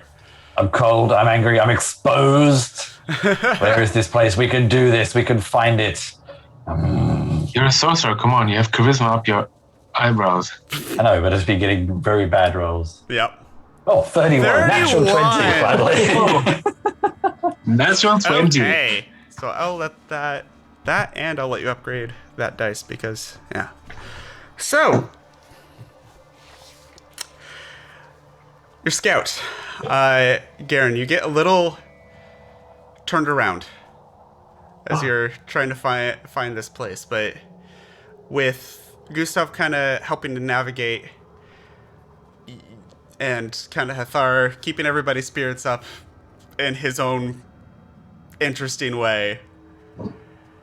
This leg of the journey feels like it's going to go a little better than the last two have gone. I need 2d12 at advantage. Ooh. 9. 9. Okay, lands right in the middle. The last leg of this journey is unpleasant but uneventful.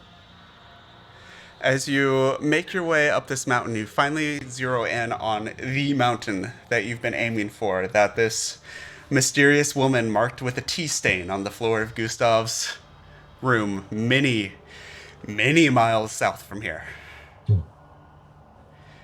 You find yourself in a grove of pine trees, almost at the timberline of this mountain. And as you're making your way through the trees, you just hear this.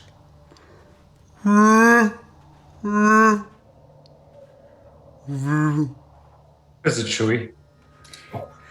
And looking out a good 100 feet away, not close, but past the tree line, you see a group of Yetis on the side of the mountain, seemingly not acknowledging you, don't realize you're there. Maybe they're friendly Yetis. And that is where we will pick up when we come back from our break. So it is 7:42 right now. It's been a very interesting trip to this mountain. That was an eventful hour and a half there. We had conversations with gods and whatever the hell that was that you met Father Garen, and we had a party cruise and everything else. So, we will be back in 10 minutes to pick this up from here, now that we are on White Mountain. See you guys then. Bye-bye.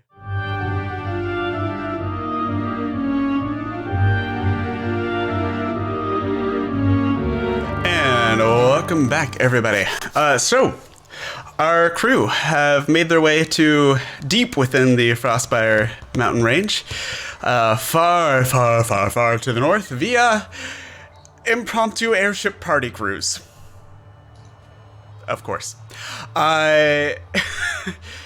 Climbing their way up the mountain, our crew quickly realized they may not be the best navigators or survivalists in the world.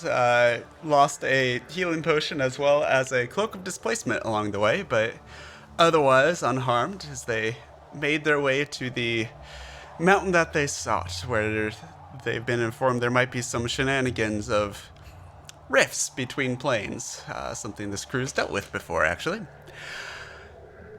So as they come towards the top of this mountain, you are greeted with the following sight. And I actually get to move you to a map now. There we are. Beautiful. I need you to place your tokens somewhere in this foresty area down here in the bottom right.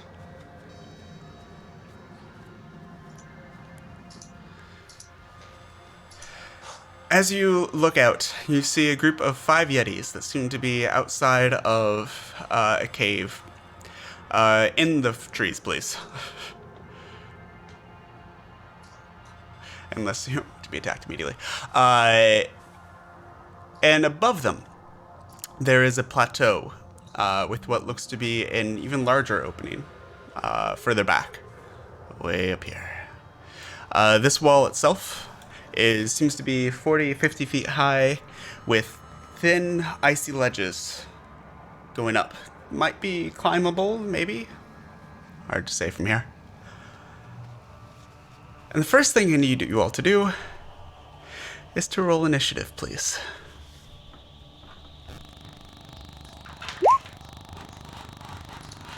Of course. Ooh, Gustav, 23, jeez. 3 on Gustav. Oh. So 23 from Gustav. Let's see here, 22 from Aku. Damn. Let's see. Let's see. Those two. 17 from Garen. Mm-hmm.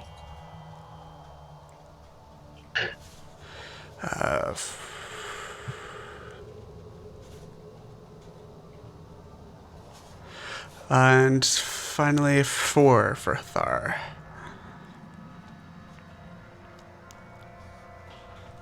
Okay. Working down the order here. Gustav and Aku. Actually, and Garen. 3 of you can work out of order for the moment. The Yeti don't seem to notice you quite yet at this point. They're simply lounging outside of their cave. 1 or 2 seem to be talking to each other, though you don't understand the speech itself. Unless one of you happens to speak Yeti. Are I could. are 2 of them different? Because I think from the color they look a bit different. They're all roughly the same. Right. These creatures are neither It's not like heathens nor- these different colored ones are like larger. No, they're all the same. Roughly. These are neither heathens nor demons. I say we find some way around them. Be quick about it, We too. could hide here for 10 minutes. I could learn their language and then I Okay. could convince them to go. As you're discussing this, you see the In our Yeti heads. start to... They don't move, but they seem to have picked up some scent in the air. Hathar, I think they're smelling you. At that point, I'm kind of going roughly in combat order for the moment. As you watch them do this, you start to hear from south, further down the mountain from you.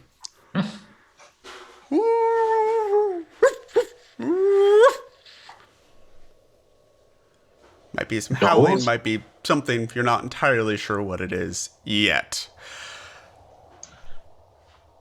Hathar, Can I do a nature roll to figure out if I on your turn recognize you it? can. Hathar, do you want to do anything?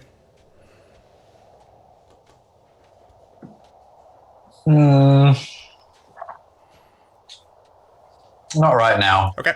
I think I just hide in the shadows as much as possible. And Hathar kind see of what happens. sidles up against a tree trunk and almost disappears into the shadow. Gustav, would you like to do anything? Yeah, I cast comprehend languages. Okay. And How long yeah. is that a single action? I cast it as with the spell slot. Okay. Okay. So as you cast it, you make out from the Yetis. Wolf coming. Dinner? As they hoist their clubs and some of the weapons that they have and turn and start facing towards the south, towards where you hear those wolves coming from. Aku, now what would you like to do? Can I tell them that? Yeah, you can telepathic bond? relay what you said, heard.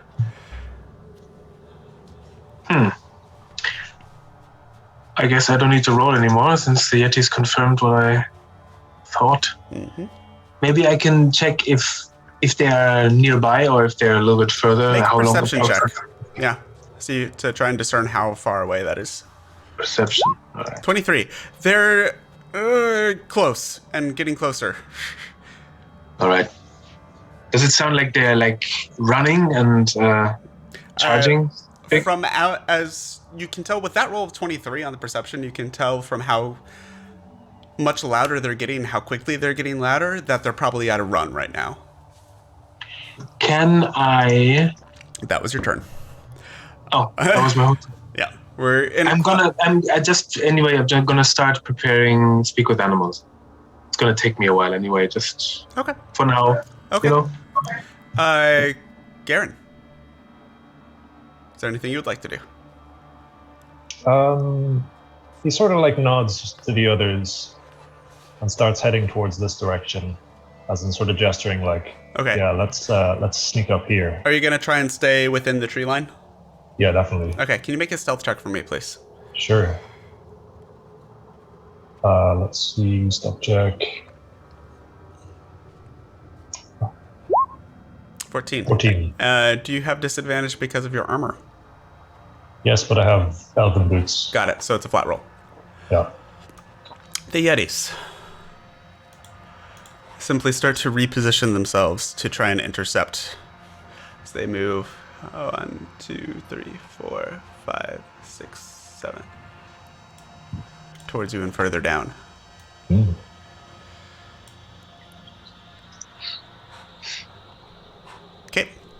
Hathar. As you hear the wolves get closer and closer, they're not far off now. I don't really have much I can do right now. And I think Garen's move is probably a good one. I'm hoping that the wolf will arrive before they find us and solve the problem for us. So I'll kind of follow behind him at a little bit of a distance. Okay. Follow behind him. Gustav, Uku, would you two like to do anything? Technically, Gustav is first if it matters. I go here. Okay. Those of you repositioning up, especially if you're getting close to the edge of the tree line, can you do a stealth check for me, please? Okay. I will also stealth after the others. Okay, so that's a 5, Gustav? That's a 9. I have advantage. Okay. And a 9 for Thar. And 15 for Aku. Okay. As you three start to kind of make your way over, Gustav, you hit a slick patch of ice that has been compacted by tracks of something moving through these trees. And your foot just slips and catches a root of one of these trees, and you face plant into the snow. You're not sure yet if that gave you away or not. Mm-hmm. But it certainly made some noise. Garen. Can I react or something? Yeah. What would you like to do? I'm not yet. I'm in the snow now. Yeah. Like here. Okay. I sort of like wanna see if our gazes meet. Okay. And if so, I want to say in Yeti, wolves down there. So we'll see what happens. So you're making audible noise and you're trying to talk to them? If I realize that they see me. Okay, If so not, I'll wait. You don't fall out of the tree line. So this is as you're sneaking through the trees. So you don't necessarily have to break cover if you don't want to. I don't want yet. Okay. So you kind of hang back and kind of do the... Be very quiet. I am a tree. Garen, are you doing anything? I'll use my turn to I'll use my turn to just say telepathically to the others. They seem to move towards us. Perhaps the wolves are behind us. Get ready to run for that cliff over there. I can get out if I need to in a jiffy. Okay.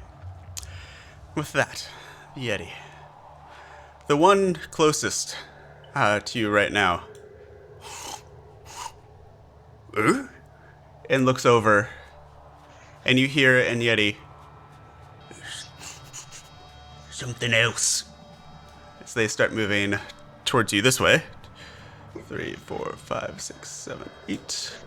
1, 2, 3, 4, 5, 6, 7, 8. And the other 3 continue to try and intercept where they think the wolves are coming up from. At that point, the wolves do break cover and show up just on the edge of the tree line to the south of you, running rapidly straight towards that cliff face, it seems. So they show up down there at the bottom. And that's the end of their turn. Hathar.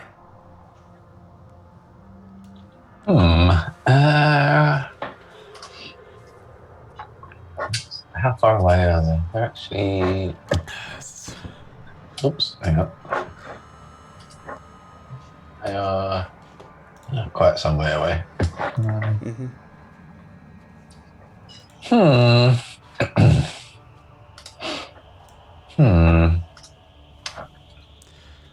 You notice these wolves are, one, white, almost blue fur to them, and they are large. They're about the size of dire wolves. I mean, it will operate on smell, so invisibility is not massively useful.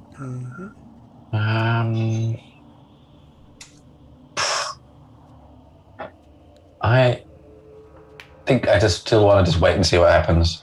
Okay. I'll just hold back where I am for now. Okay. Gustav. Yeah, I'm going to remain silent to see. Okay. Or could I with press? That's too far away. forget about it. Okay. Yeah, no, that's too far away either. I'll wait. Okay. Aku. I'm just going to forget to speak with animals for now and just prepare myself for a charge if I have to. Okay. Can I ready? You can't like, ready a movement. Or? Okay. You I just try to. Yeah, you can ready an axe swing if one gets in range. That's about it. Yeah, I mean, since I can't do really, I'm not gonna do fair anything to do. else. I'm just readying like swinging if someone gets in range. Garen.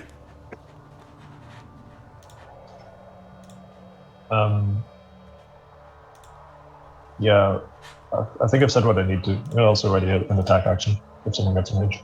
Okay. Oh, Robert. Yeah, I'll get Robert to come to where I am. Okay.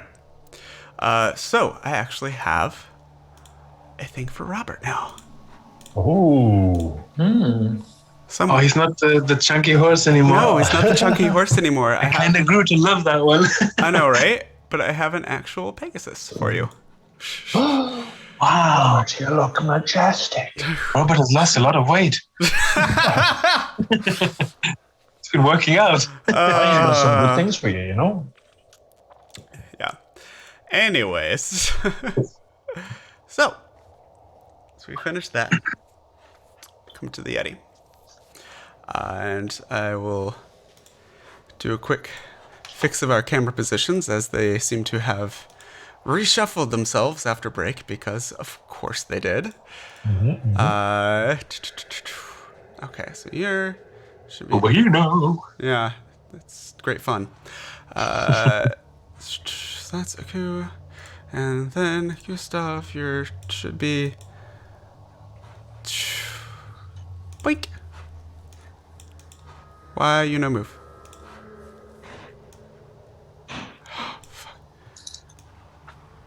Yeah, that doesn't work. Okay, we'll figure that out in a second because it's being silly. Oh, I know why that's a problem. Okay. Say it telepathically to converse Yeah. during this time to Athar. Hey, I know this isn't an opportune time, but it's been on my mind. We kind of spent as much money on that cruise as we did for destroying an entire cult. I think you might have been shimmed out of a few coins there in that situation. You know what I'm saying? Wolves, Yeti, what? Oh, I don't know what you mean. Oh god, I love technology. Sorry, this is trying to get things done and I just can't do it. Hey, this is Lucas, Gustav. I don't know. Actually, we kind of I'm planning to scam those nobles into more money, so we make a profit out of this. At the end of the day, we will not have any cost attached to it. There we go. Yes. And to be fair, the last mission was in the service of a god, Father Garum. Should that not be reward enough? Service of a god. Okay, so where were we after I kind of fixed that there? We were on, right, Yeti. They're going to do something now. Jesus. So the two that were heading over, you're the one in the lead, and you can still make this out. Gustav. I'll find the others. You get the wolves.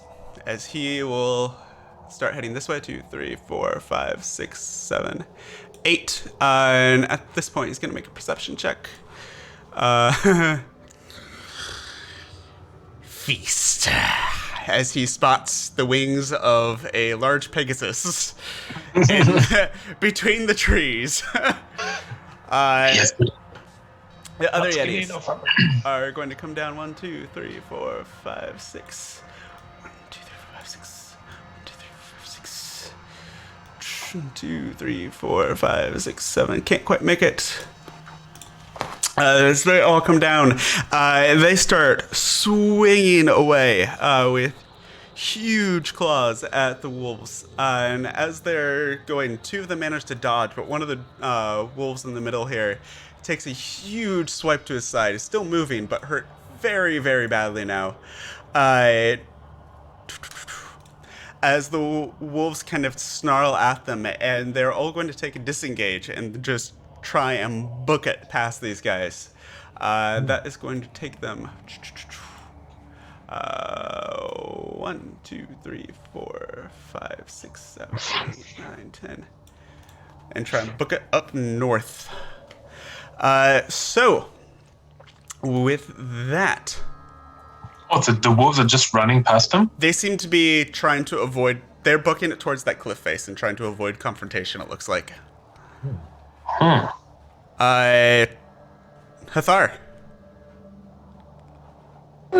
Well, this one is coming towards us. Yep. What's the light in this forest? You are in. It's probably just dim light if you get yourself into the right shadows. All right.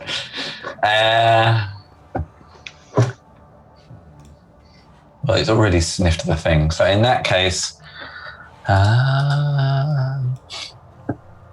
although it's about to come into some trees, so that's not a good idea. So I will let loose suddenly 4 dark beams of light.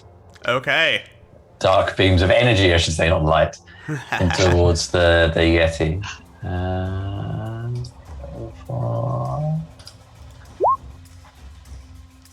26 to hit. Yeah, 26 is gonna hit for 1 A damage. whopping 1 damage. And the next one. A glancing blow, but a blow nonetheless. I need a roll to hit first, please. Yeah, I don't know what happened there. Sorry. Out of my way. That's it. There we go. You shot him right in the toe. It's like you stubbed his toe. 23 to hit. is also gonna hit easily. For 7 force damage. Yep. There's 2 more. Hang on. I'll do Yep. them. 26 and a 17. Both of those are gonna hit. Roll for 2 more damage. 4 4 and a 7. 11 more damage. And then I will shadow walk into the depths. Into the depths of the forest, out of harm, to like here somewhere, Okay. and just vanish in the shadows. Okay. That will bring us to Gustav. Do I see my companions? Sorry? Do I see my companions? Yeah, you know where they are. Then. Except for Hathar, maybe. You have no idea where he went. Ah, God damn it, Hathar. Classic Hathar. I was gonna teleport us all out of the way.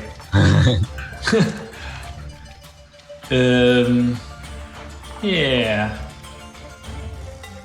Now I'm just gonna fly here. Okay.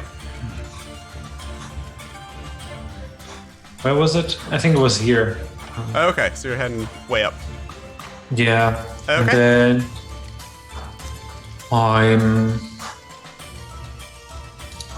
I'm still touching that one. Okay. Not sure if that'll do anything. 24. 17 necrotic damage. Yeah, it's not resistant to necrotic damage. Chill touch is not cold damage. Yeah. I know, weird, right? And then I'm going to Misty Step even further away, like here. Okay. I mean, I can. It's like, yeah, it's my turn. Okay, you're just all figure the way out- on the top of the map Yeah. now. Okay. Aku. What was the reaction of the Yeti? Is he like surprised or is he like raging or He knew something? that something was there, and he's just been in the last 6 seconds. So he hasn't really had a lot of time to reassess the current situation yet. Let's make this quick. I charge at him, rage, Okay.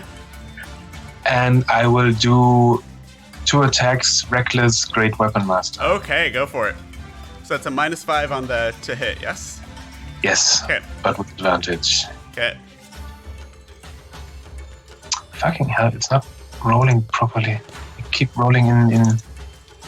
You can just tell me what it is if it rolls in D&D Beyond. I trust you.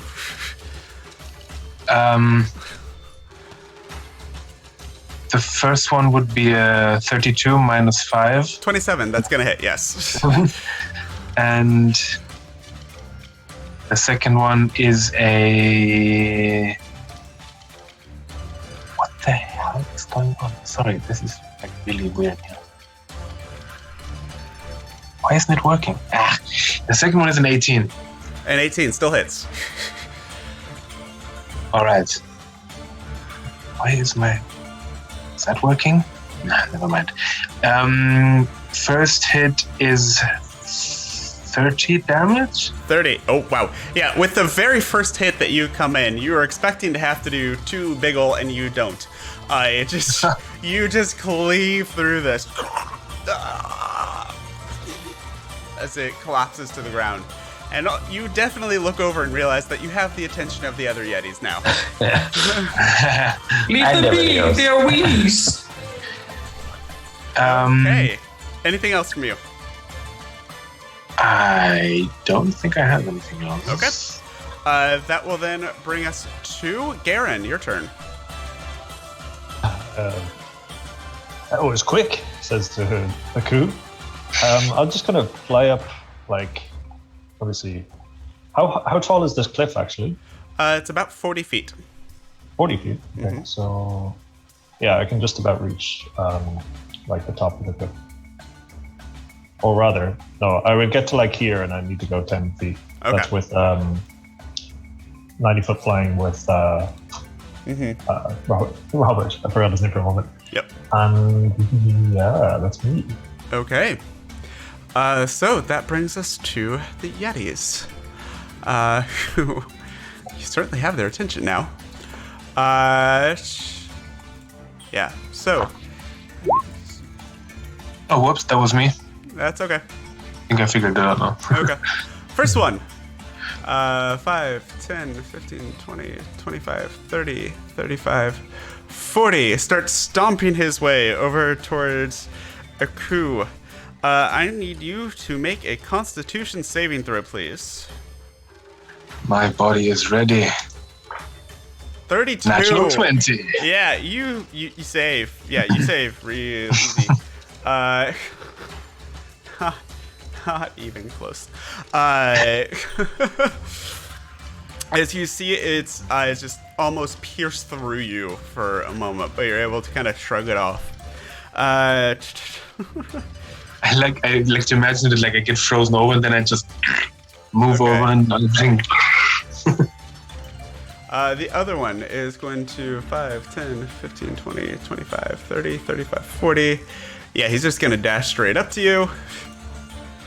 The other 2 Yetis are going to continue harrowing the wolves.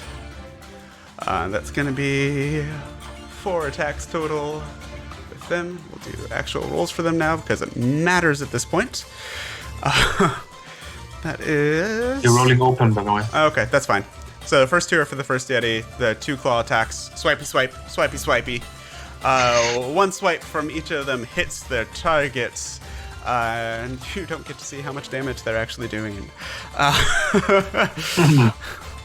So that's a little too much information. Okay. As they both connect at least 1 hit and kind of rakes across the backs of these wolves. At this point, you all feel this rumble under your feet. As... Let's go grab my other token here. Uh-oh. A purple worm appears. Nope! A giant, like, centipede-like creature Close enough. burrows its way and bursts from underneath the ground right in front of the wolves. He's going to come up to his first wolf close to him and just... Where'd my mouse go? There's my mouse. And no, because that's a huge ass bonus to that. And just bite onto this wolf and lift the wolf into the air. So you now see one of the wolves struggling in the air of this giant centipede thing. Oh shit. That is... Sit and watch. Yeah. Yeah, it's like we interrupted some kind of party. Aku. Actually, no, because we'll get to that on your turn. The wolves at this point are gonna fuck off. Taking the dash action. 5, 10, 15, 20, 25, 30, 35, 45. Leaping from on those cliff faces. The wolves that are not engaged are able to just run and start making it up the cliff face. The ones that aren't 5, 10, 15, 20 can get close. And the one that is grappled was going to try and break out of the jaws of this beast, and nope, that's not going to happen. It's struggling in the maw of this thing. As the wolves are going, Hathar, you first. I get the feeling that these wolves are not actually animals. I don't really need to. It seems to be taking care of itself. Aku is also kind of taking mostly care. I don't know. Fine. I think for now, I'm just going to stay where I am and just help Aku a little. And let some more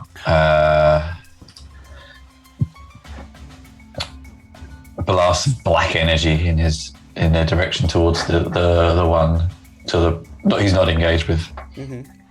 Go for it. So just roll 4 14. times. Yeah, I can't. Those 14. both Yeah, okay. 7 and a 9. 16 damage, you got it. And a Lex 2.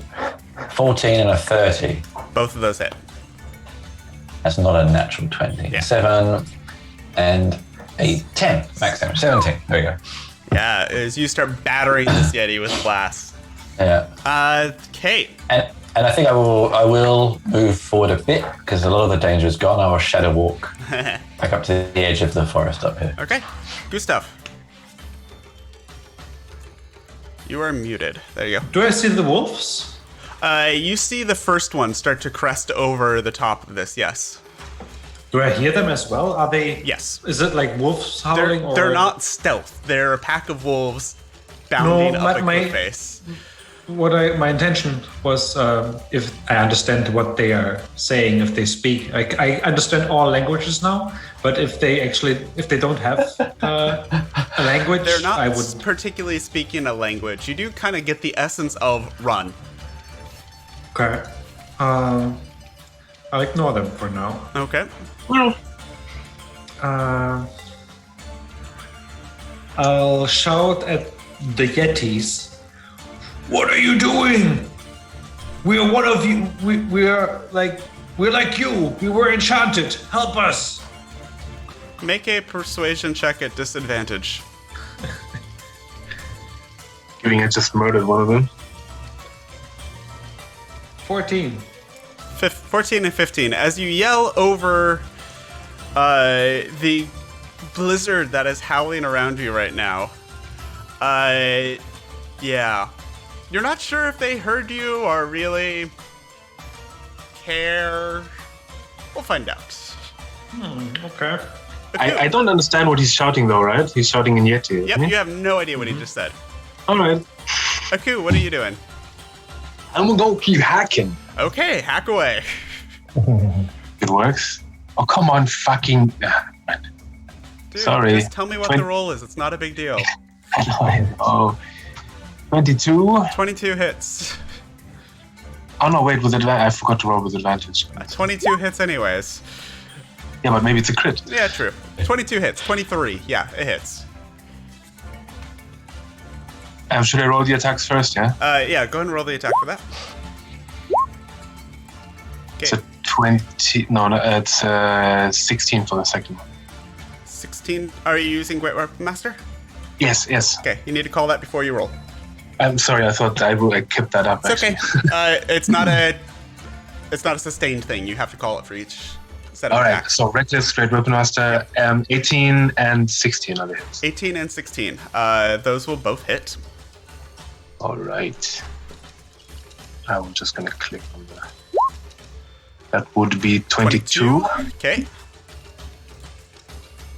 and 27. 22 and 27, so 49 total. Woohoo! This Yeti is still up, but you took a huge chunk out of it as you just.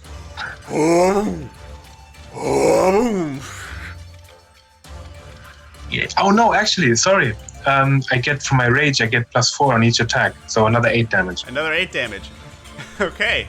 Still up! Barely. Okay. That is... Oh, and I will move towards the other Yeti, just like Okay. this between. Okay. That will bring us to these guys. As the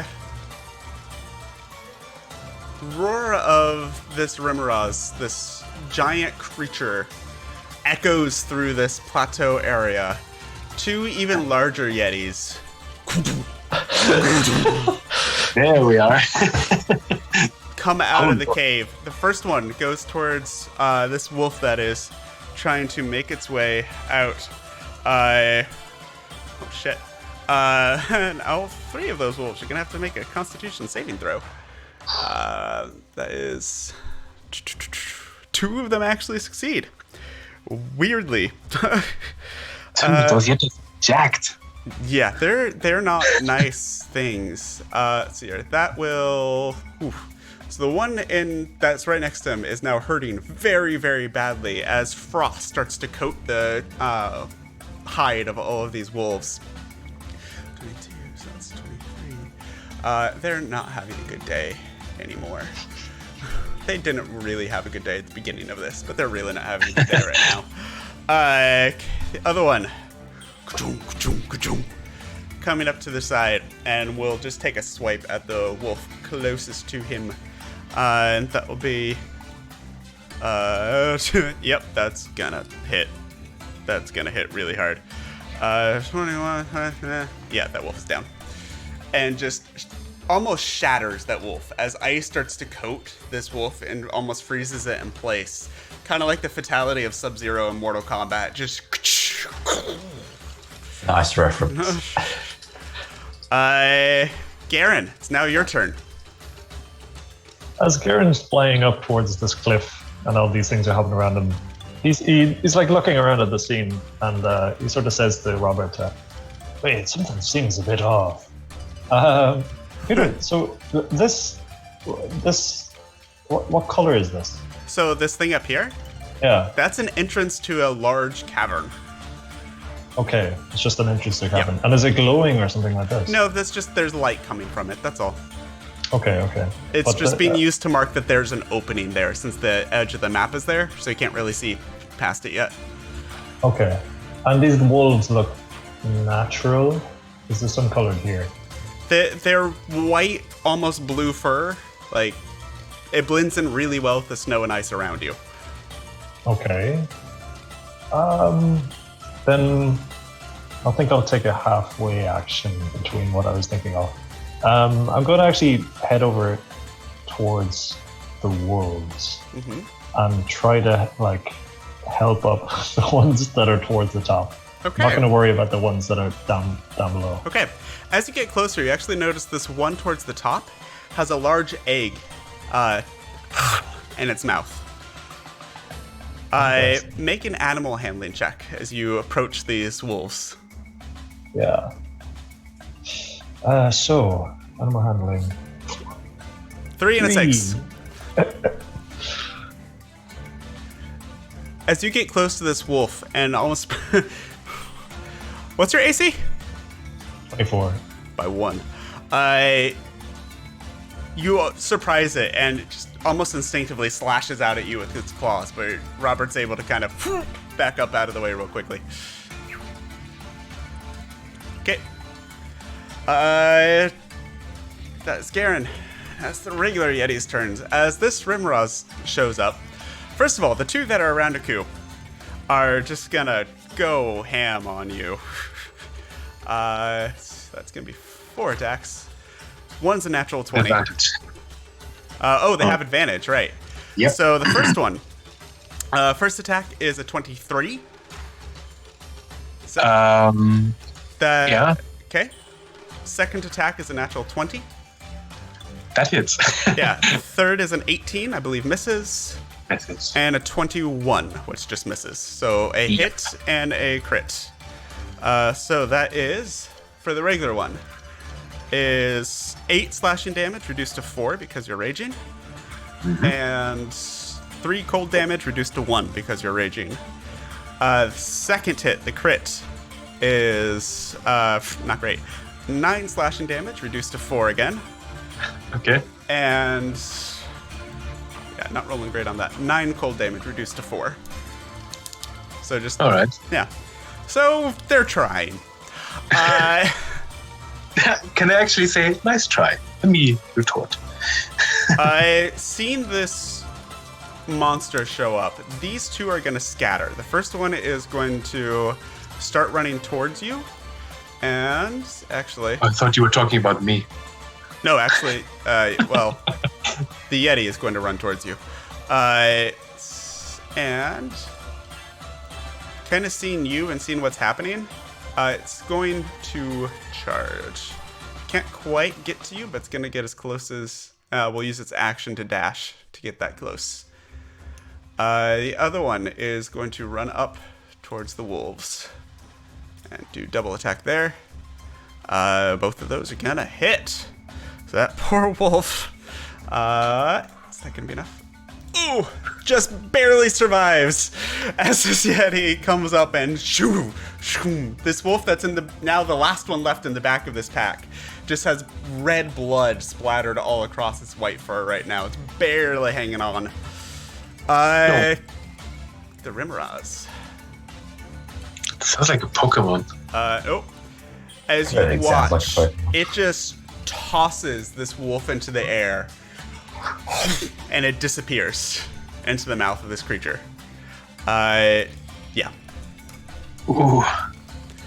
Hungry Rimmeraz. Yeah. And it will start coming up this way. And actually, it's going to vent. And as you watch, kind of these pockets all along the side of this like centipede spiny body and what looks like steam, burning hot steam, and you see the snow around this thing actually start to melt from where this thing is venting out this hot steam. And everything within 5 feet of it, which is quite a bit of it, is gonna take 10 more fire damage. Which will, that poor wolf that was barely limping along just collapses. The one that's at the base of the mountain and starting to make its way up, you see it start to stumble a little bit as it's leaping from platform to platform, trying to make its way up the cliff. And this Yeti in the back, as this heat starts washing over it, just starts yelling almost manically. Does not like this heat at all, it seems. And that'll bring us to the wolves. Run! I know, right?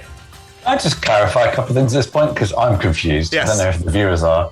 So, the Yetis are attacking the wolves. Mm-hmm. The centipede thing is attacking everything. The centipede thing, you're not sure what its motivations are, but it seems to have focused on the wolves more than anything else. Okay, so everything's attacking the wolves, basically. The wolves haven't really attacked us. No, they seem to be headed for that giant entrance near where Gustav is right now.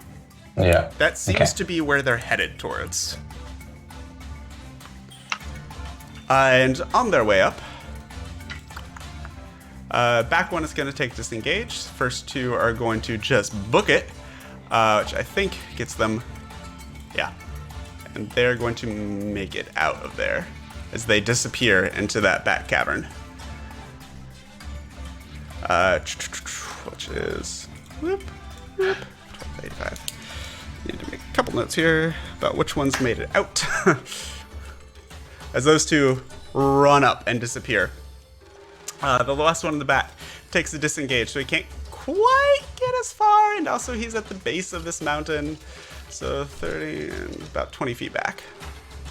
So he's gonna make it up to about here. Garen, you could take an attack of opportunity on it as it rushes past you. It seems to be paying you no mind, and it's just going. No, definitely not. Okay. Out of curiosity, as it passes, do I see an egg? Nope. Okay. It just seemed to be that lead one that was carrying something. Okay. And it was big. Remember, these are large creatures. It's a big map, so the scale's a little off. But the egg itself was probably like, think ostrich egg, maybe even a little bigger. This was Okay. giant. Okay. That will bring us to, that was the wolves. Hathar. All right. Based on all of this, I'm going to try something a little sneaky. Okay. I'm going to For a move. change. I'm going to move to here, which gets me just close enough to things. Uh-huh. Yeah, and then I don't know if you can actually see where I'm clicking. Can you see? Do you see when Yes, people I are do. measuring? Yeah. Okay. I will tell you this now. Shooting, the trees kind of gave you a little bit of cover for long distance shots from the elements. Firing into this blizzard is going to be a disadvantage for ranged attacks. This isn't a range attack, though. so- Okay, sorry. I Yeah. was assuming you were doing Eldritch Blast. No. Right here, right in Okay. the middle here, which, as far as I can tell, gets everything here. Mm-hmm. Yeah, so 30 feet radius. So, yep.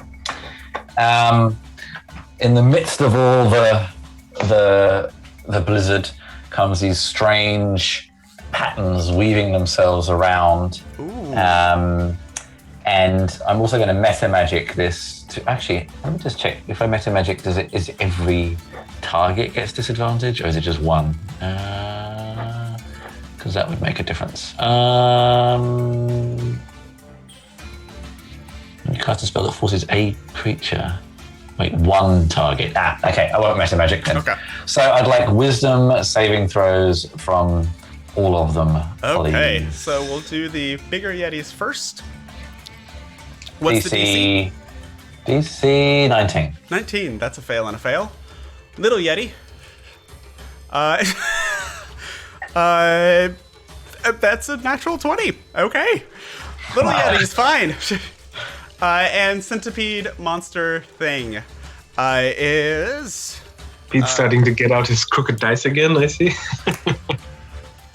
I'm kidding. Really, Luke? Come on. I'm just having fun with See you. how I usually roll. I get 120. What? Oh, crooked dice. So, what about the centipede? The centipede is a wisdom 17, so fails as well. So all of them, apart from the little yeti, Yeah. are charmed Okay. and incapacitated until someone somehow shakes them out by attacking them or something like that. Okay. Okay, that will bring us. And Anything else? I'm guessing everything up on this plateau is not in dim light. No. No. In that case, I still have a bonus action. So bonus actions, I don't think there's anything worth doing. So yeah, I'll leave it at that. Okay. That brings us to Gustav. I hover next to the wolf or above the wolf, Okay. and I beckon it to get to safety. Okay. And I say to Hathar, "Oh, that's a cool spell. You should do that on the boat." Like, for party purposes. Who said I hadn't? And it kind of foiled what I wanted to do. So I'll just she'll touch the Yeti. Okay. The little one or one of the big ones? The one that is still not in the party mood. Okay, go for it. Not in the party mode. Party mood, I love it. Can't have no party mode in here.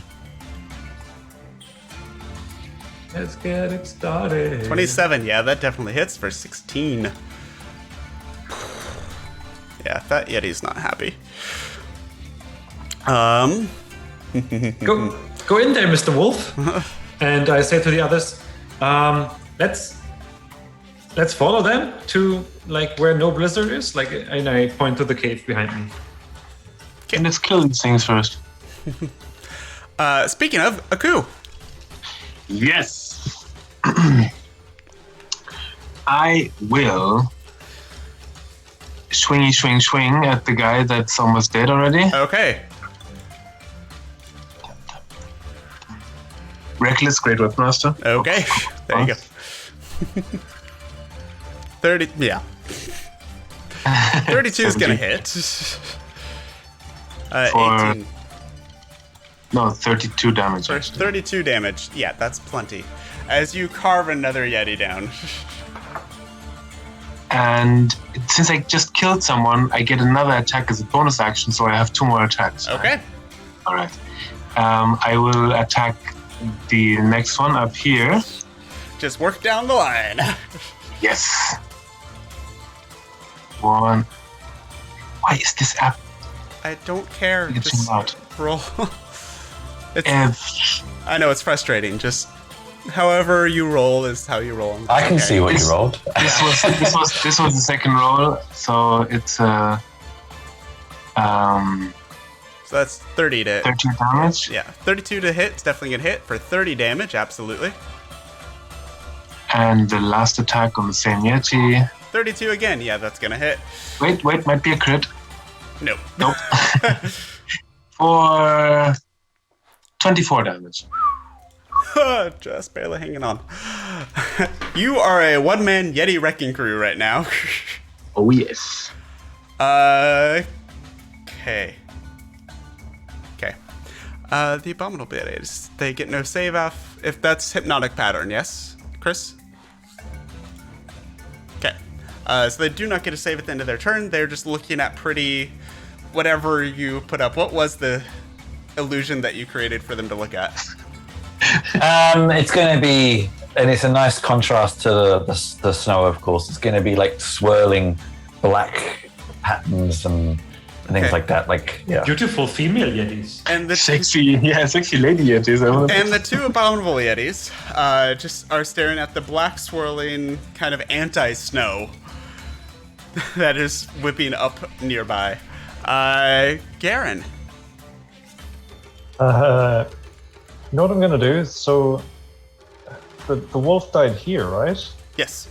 I want to go and pick up the wolf's body. Okay. And then just literally fly straight in, grab it, fly back up. Okay. The Yeti is going to get an attack of opportunity on you. Yep, that's fine. Which is disadvantage. 4 and a 5. Yeah, misses completely. I presume I need an action to actually pick up the Yes, that'll be your action. Pick it up. wolf. Yeah, so I have 90 movement speed, that's 40 down. Yeah, like 10 over, pick it up. Actually, I can get to like, I don't know. You I can can get get to like roughly- 10 feet off from here. Yeah, you can get over there. No. Okay, it's Yeti's turn. Yeti is going to walk over to its friends and smack them awake for its action. And then is going to, seeing that this Rimroz is kind of stuck right now, is going to start booking it back towards the cave. 5, 10, 15, I'll get about there. Okay, that will bring us to the Rimroz, which gets no save. It's just there, staring at pretty lights. And the last wolf is going to kind of look curiously up at Gustav and just book it. Just go on. We made the right decision. Okay. Hathar. I think for now, let's just... Actually, you know what? Out of these 2 Yetis that Aku is engaged with, which one looks least damaged? So one further south. I will aim for that. And we're on the edge of a forest, but what the hell? Emerging from my fingertips erupts a firebolt. Okay. 26, that's to gonna hit. hit. And that 18 damage. Horrible roll. 18 fire damage. Okay. And so I still have this light problem. I'm not just wandering across the snow. So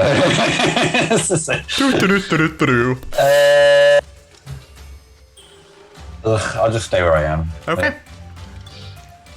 It'll bring us to Gustav. So those Yetis are... I think you skipped the Yetis that were next to me, no? Oh, I did. They're gonna go first, and then we're gonna. I forgot about them. Thank you for being honest. So that's gonna be 4 attacks on you. No, that's not gonna be 4 attacks on you. That's gonna be With advantage. Disengage and run the hell away. All right. Okay, so that's gonna be over to That's there. disappointing. Not everything fights to the death. You realize that, right? Come on. Why would they? Why wouldn't they? Yeah. So that will bring us. Now that will bring us to Gustav. So the centipede dude is still bedazzled? Yes. That's Do I care about that? kill it. I'm going to... Garen is also a little bit in the way, but I am going to fly over here a little bit to get an Okay. overview. Let me just quickly check. 20, 25. I'm trying to hit the 3 Yetis and the big red eyes. Okay. I'm going to hurl my necklace of fireballs on to a surface where I hit all of them. Okay. And I'm going to use all 6 speeds, so that would be a 9th level fireball equivalent. Okay. So where are you aiming to throw it? So if I do it here, it would. So, yeah. Do you see that? Yeah. So you're aiming for right there. Yeah. Okay. Can you make a dexterity check, please? If to throw it. Yeah. Accuracy of where it lands. In that case, I would just fly straight above it and then just drop them. Okay. That you can do. Yeah. Fire goal. Okay. So that is there's a lot of damage, right? Yes. That is a lot of damage. A lot. So that is what is it? 6. I think it's 86 regular and then plus 1d6 per level, and it's 5 extra d6. Okay. So So 14. 2, 3, So 4, it's 5. 12d6. No, 13. 8, 9, 8 10, plus 11, 8 plus 5, 13d6. Yeah. I can roll that for you if you wish. Or you, if you, That's fine. okay. 49 points of fire damage. Chris, the hypnotic pattern, is it broken when attacked or when taking damage? I think when taken damage, takes 80 damage. Yeah. Okay. So, first of all, this Yeti up top is gone. It's just, the fur just bursts into charred flame and it collapses down. Goodbye, necklace. The other Oh, two good news. Yetis are broken out of their stupor already, and they just look up at you, and they seem pissed more than anything else. I'm like at least 50, 60 feet up. Good to know. Okay. Then Did the centipede make any reaction whatsoever? Just to see it if he's still immune to seems to fire be damage? staring into space. Cool. Complete as this fire washes over it. There's not even Nice. a char mark on its shell. So, Ooh. ooh. Ooh. Aku. Oh, yes. Again. I will go not so fast. Use my 40 feet Okay. movement to go after them and attack the one that I almost killed already. Okay. Reckless Great Weapon Master. Okay. A 1. The other one is rolling here for some reason. My map isn't working properly. Yeah, that's a 24. That'll hit. So much math. That's 30 damage. He's gone. I get another Yes, you do. extra attack again. I love this feat. What feat is And- this? That's Great Weapon Master. Oh, right. Okay. When I kill someone or get a crit, I get a free attack as a bonus action. 27. Yeah, 22 is gonna hit. Yeah. As you take out the last of those Yetis. Alright. Okay. Now it's the Abominable Yeti's turns. They are confused and pissed, and they look over and see you take down the last of their friends.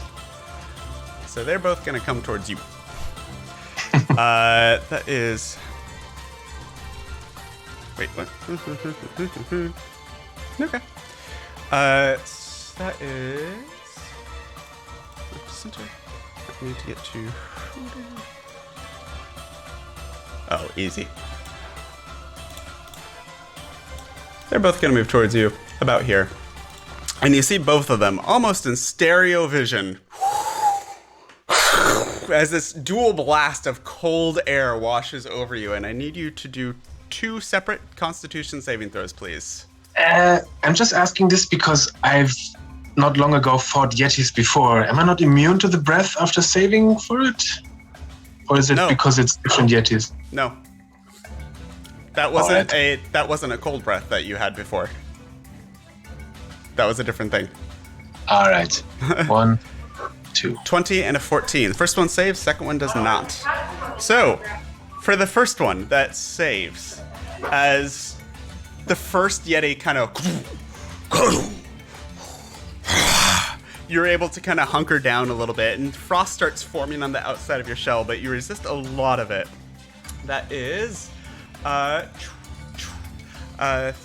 43 points of cold damage. Because you saved, reduced to 22. Your resistance, so that's reduced to 11. Damn! The second one lumbers up, and you kind of, a little prematurely, kind of lift your head up like, holy shit, that was a lot. As the second one, just, you catch full in the metal face, and you start to feel frost like form on the inside of your systems. It's 40 points of cold damage reduced to 20 because you're resistant. Okay. That is Temperature critical. Garen. Yeah, Garen's just gonna bring this guy right up to the edge of this cave, Okay. lay down the body, and put his hand on it and say, I've seen the gloriousness of the Lord myself with these 2 eyes. You may be a beast, but you can help in your own way. Kill the heathens. And I'm going to cast Revivify. Revivify. Okay. Yeah. Mark off the diamonds for that. Yep. And yeah, I'm going to head back as much as I can. I think Okay. I'll measure that myself for you. Okay. It's a very confused wolf right now. It's probably not. I will tell you, they're intelligent creatures. Probably not intelligent enough to realize what just happened. Yeah, for sure. Okay. Like, Garen's not intelligent enough to know that either. So. Okay, fair enough. That will bring us to the regular Yeti's turns, but Aku killed them all. So that's the Remoras is still just looking at pretty anti-snow. Wolf's turn. The last wolf there is just gonna book it. Back into the cave. Hathar. There is now 2 abominable Yetis that are huge and running and are apparently trying to take revenge on your metallic friend over there. Well, Very not so bad.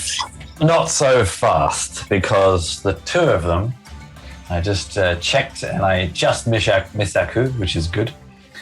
So the two of them, suddenly their heads are just full of this horrible, horrible mental, psychic pain. And I would like intelligence test 19, please. Intelligence 19. This will be funny. That is a 5 and a 6, so they both fail.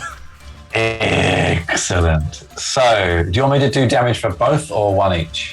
Just do it both. Roll once. Excellent. 25 psychic damage. Okay. And That's like a psychic fireball. Holy shit. Uh-huh. hang on, I just lost the. Give me a sec. Where did it go? There it is. And after a failed save, a target has muddled thoughts for 1 minute. So every attack and check, they have to roll a d6, subtract the number from the attack roll. Okay. As well as its constitution saving throws to maintain concentration, you can make an intelligence saving throw at the end of each turn. Okay. Okay. Nice. And Is that a new spell, by the way? Nope. no, I've used it before actually. I still don't really want to start wandering around in the snow, so I think I'll just stay where I am. Okay. That will bring us to Gustav. I don't feel a terrible sense of urgency. Everything seems to be under control. Yeah? So I'll just chill touch again. What the heck? I mean, touch, I guess. Sure. Which one? The one on top or the one on bottom? Don't care. The closest The one. closest one. You got it. For 8 points of damage. Damage. I love that image of him like sitting side saddle on the broom, just going like, chill touch. Chillax, bro. Aku. Oh yes. Unless you'd like to do something else, Gustav. No, Gustav is good up here. Okay. I'm gonna do the classic. Reckless Great Weapon Master, swing him a swing. Okay. So that's a 20. The first one is a 17, which still hits. Yep. For 23. 23 points of damage. Okay. Another fine swing. Thank you. And I will do it again. This one's for you, Gustav. I pressed the digitate a little, or like a skywrite, a little 9.5. That's a 21 Yeah, that'll hit. for 26 damage. 26 damage. Okay. So much math. No idea. Okay. Yeah, that one's looking unhappy. That's I would hope so. Their turn. First of all, do either of them get their breath back? Nope. They are unhappy about a lot of things right now. So they are going. Same, dude. Same. They're going to start to flee. So they're going to take disengage. 5, 10, 15, 20, 25, 30, 35, 40. 40 feet of movement. They're just going to start to run away. Don't they know I'm fast as fuck? I mean, don't That's a rhetorical question. Garen. Is this creature still mesmerized? Yeah, for another 6 turns, I believe. Wow. It's a minute-long duration. Yes. Me? Yes. It's a minute. Yeah, a minute long. Yeah. Okay. So yeah, another 6 turns. I guess I'll go here and throw a Dapple and a Lightning at these guys. Okay. I need them both to make dex saves. Okay. Dex saves from both of them. That is Hey, they actually rolled well for that. 19 and 18. I think they both save then. Let's see. Yeah, definitely. And then, oh god, what have I rolled? I missed the. I somehow don't do damage with the actual javelin, despite being somewhat the Yep. lightning. So they take half damage. That's going to be 46. Let me figure that out real quick. 46. You take 6 each lightning damage. Okay.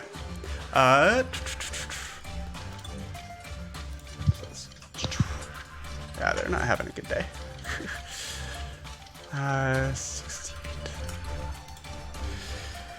Okay, and that will bring us to that was Garen, Rimaraz. Another turn goes by. Wolves are all out. Hathar. I'm guessing it's still irritatingly bright outside. Yes.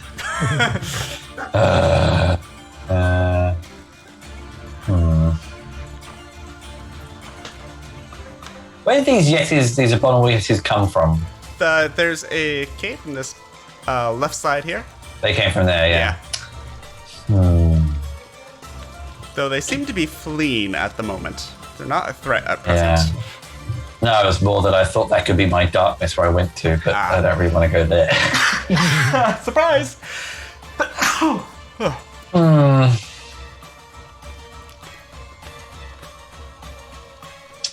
Nah, I think in the meantime, they're just... Oh, damn, they're out of range. Oh no, they're just in range. Oh.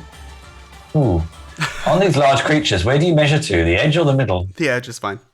Okay, they're just in range. I'll just fire off some Eldritch Blast at them, I think. Disadvantage. Okay. You're firing 120 feet through a blizzard. Sorry. Fine. All right. So I don't know how Better many. to hit me, huh? It's going to take a bit of time. 20 and a 19. 19 is the one we'll take, and that's still a hit. 8 damage on the one on the top. One on the top, you got it. Second one. 23 and a 21. Yeah, that will still hit. Jesus. 8 on the one on the top. Okay. Now on the one on the bottom. 15 and a 26. 15 hits.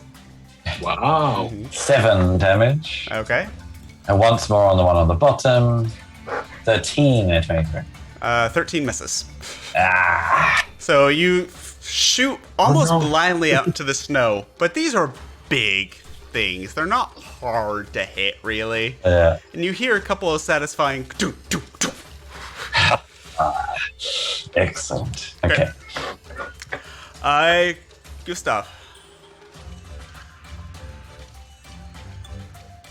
What has one thumb and keeps smacking that Yeti? This guy!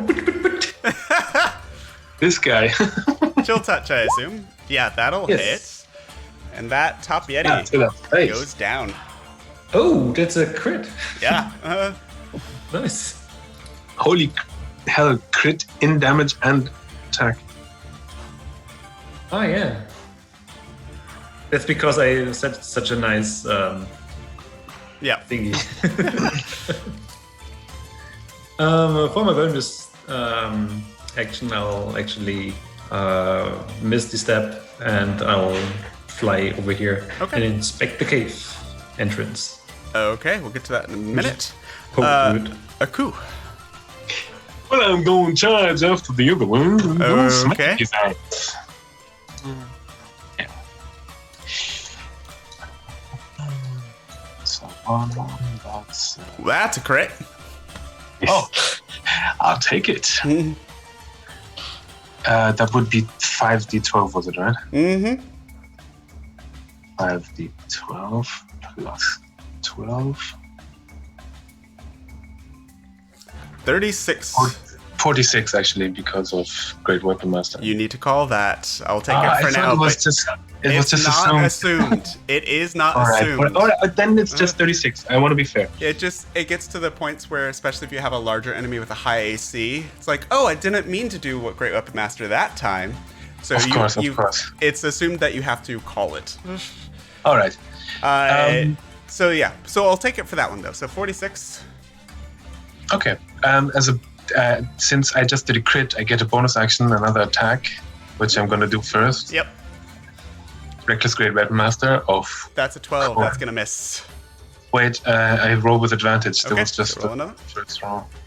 That's an 18 actually. 18 total. Yes. Okay, I don't see the other one, so I'll take your word for it. Yeah, that'll hit. Yeah, it rolled in D&D Beyond That's again. fine. Something's wrong with my app here. Not a worry. But yeah, 18 So it was a hit, yeah? Mhm. That's A lot. 27 damage. Okay.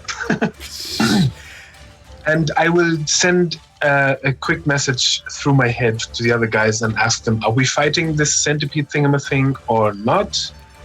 I don't think that's necessary. Okay. That it goes to the cinema, but the other things turn next. All right, then I'm out of movement, I think, so Yep. this is my turn. Hathar, what are you doing? Well, the centipede is still distracted. Mm-hmm. This is much against my better judgment, but although this is actually a cliff here, yeah. Yes. I can't climb up it. 40-foot tall cliff. You can attempt to climb it. There are ledges. It's not like a smooth ice wall. Climbing is my kind of thing. Yeah. I mean, you just watch the wolves kind of jump from ledge to ledge. Do you even walk? I thought you just teleport. Yeah, but it's not dark, so I can't teleport. Wait till nightfall. Instead, hang on, give me a minute. I thought you were coming. Centipede wakes well, up in 40 seconds. I am just going to move. Okay. I don't really want to attack that thing because if I attack it, it'll wake up. So I'm just going to wander out over to here. Okay. Rather bizarre. Okay. Gustav. It's like a drow in sunlight. I peeked through the entrance door. As you peek through, you see a very large tunnel that leads into this cave and is just covered in ice all the way over the walls and ceiling as it leads in and slightly down, and you eventually lose sight of it about 50-60 feet in. Yeah, I'll do the thing. It's like, shall we follow those wolves? And that's my turn. Okay. I guess I drink a little bit of wine. Aku.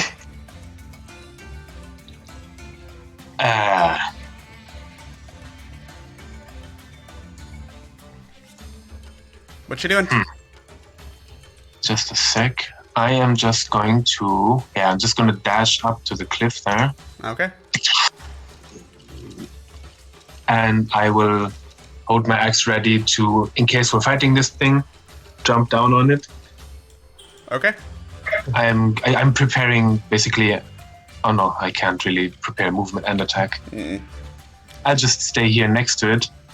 Okay, so you're gonna stay down on the ground next to it. Got it. Yeah, at the bottom, and I will ready an attack. Okay. If it decides to move. Big Yetis are dead. Garen. Can I take a pee real quick? I'm just going to pee myself. You're I'm an gonna put adult. down my trusty goggles and night, take a peek inside this little cave over here. Okay, so you're gonna fly down to that cave. It's not very deep, but as you go down, you see littered around the outside of this cave bones, debris, some of them rather large.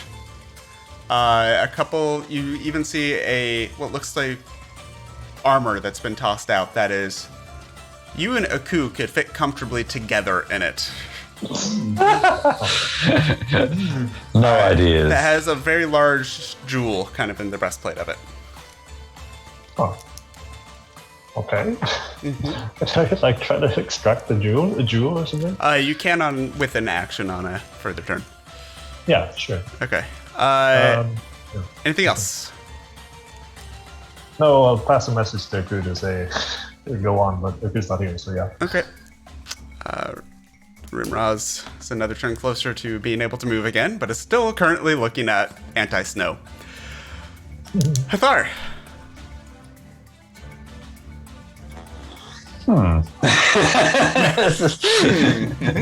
I guess I will wander. Yeah, distance. I very rarely just need to actually walk. Yeah. I will just wander to here and I will contemplate climbing up in my next turn. Okay. Gustav. I'll say again. Are you coming, guys? We're not really here to fight. I'm trying.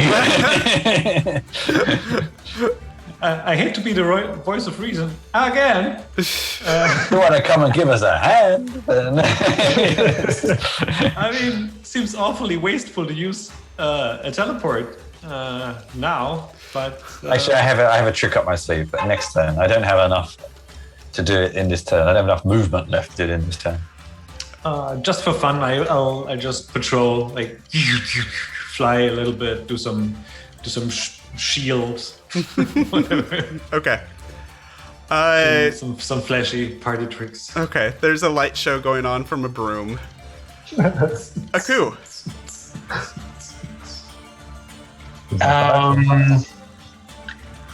Yeah, I'll just follow the other guys up to the entrance of the cave.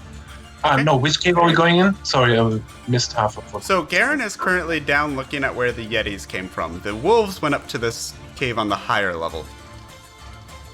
And did they say which cave we wanted to go in? Gustav was trying to get you to go up to the higher level one. Following Alright, the then wolves. I will go as far as I can up to that Okay. with the dash. I mean, going up the cliff is going to take a few... Yeah, it would be an Either way. athletics check. You're not raging anymore because I'm didn't- flying though. I'm for... Because you're not raging anymore. Why not? I have persistent rage. Oh, you have persistent rage. Okay, never mind. Yes. It only goes away if I fall unconscious or Okay. die. Yeah, that's fine. So Just yeah, you stop. fly right up. Cheerful fellow. So you fly up for 40 feet, and that will get you basically to the top of the cliff face, and then you can dash for your movement. Why are you so angry, Aku? What? What? Alright, I dash right in front of the fucking entrance there. Okay. That And I was see it. Take a chill interesting. touch. Garen. It was one of my glitches, you know?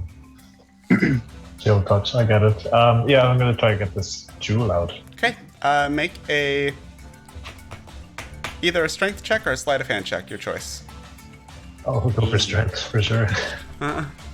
25, and at 20 on that. Yeah, this is a large, like, red gem. Like, it's almost as big as your head. But you're able to kind of put your foot, or you get Robert to put his hoof down on the plate to kind of counterweight it a little bit. And you manage to pop it out of its hold. So you're now holding this giant gem that's close to the side of your head. This red, ruby-ish type thing. Oh my. It's a bit of an ordeal. I have to like go, all right, Robert, no, there, not there. Yeah. Stand on this point. It's a very busy 6 seconds of pulling this thing out. Yeah. No, I'm just gonna fly as far out of the cave as I can and Yeah. then towards the top bit. So yeah, that'll be your regular movement then. Nope. Okay. Rimroz is one turn closer to getting up. Hathar. All right. I kind of look at this cliff in front of me and look kind of disappointed and sigh, and I pull out a small whistle and start just blowing it. It's not really a tune, and I suddenly hover up into the air and land onto the platform. So So that is the tune like elevator music? Because I'm just kind of picturing. Do, do, do, do, do, do, do, do, do. To be honest with you, I'm not really much of a musician, so I think it's probably more just like a horrible kind of sound. You don't see the Actually, hang on. My performance is +5. Screw that. No, it's actually okay. It's all right. It's like a child playing a recorder who's actually okay at playing a Okay, recorder. so the three of you don't see Hathar, partially because of the cliff and partially because of the blizzard. You just hear faintly, because you said child playing recorder, hot cross buns flowing across the wind. And I just kind of float up to here, and then I stop blowing and put the whistle away. Like, okay. Because you're What's that? all at the top of this cliff, I'm gonna call this threat essentially over at this point. So, Are you saying we could have won this half an hour ago by just going all atop the cliff. I never said you had to kill everything. I know. I mean, but you know us. Come on. What do you mean us? You're the one that killed everything. Me. To be fair, it's raison d'être. You literally ran down and murdered an entire herd of Yeti. I mean, they asked for it. I just felt left out. That's why. There's a German saying: "As you shout into the forest, so it shouts back." Something like that. You also attacked them first. No, they attacked Robert. I like Robert. They saw I'm not him. It doing didn't do anything to him. Well, to my defense, it wasn't me who attacked first. Anyways. They started it. That stone is tremendous. Father He's Gavin. hoisting this thing up above his head. I love this, like... Nice heroes. haul. So, as you all make your way into this cave, as I assume you said you were headed, so that's where I assume you're going. Mm-hmm. The sound of the blizzard slowly fades as you make your way through this cavern. It bends and twists, but it is a large tunnel. It's easily 30 feet to the roof of this tunnel. As you make your way down, Aku, you start hearing the sound of the wolves that you're following coming from further up, as well as a few what sounds like very deep rumbling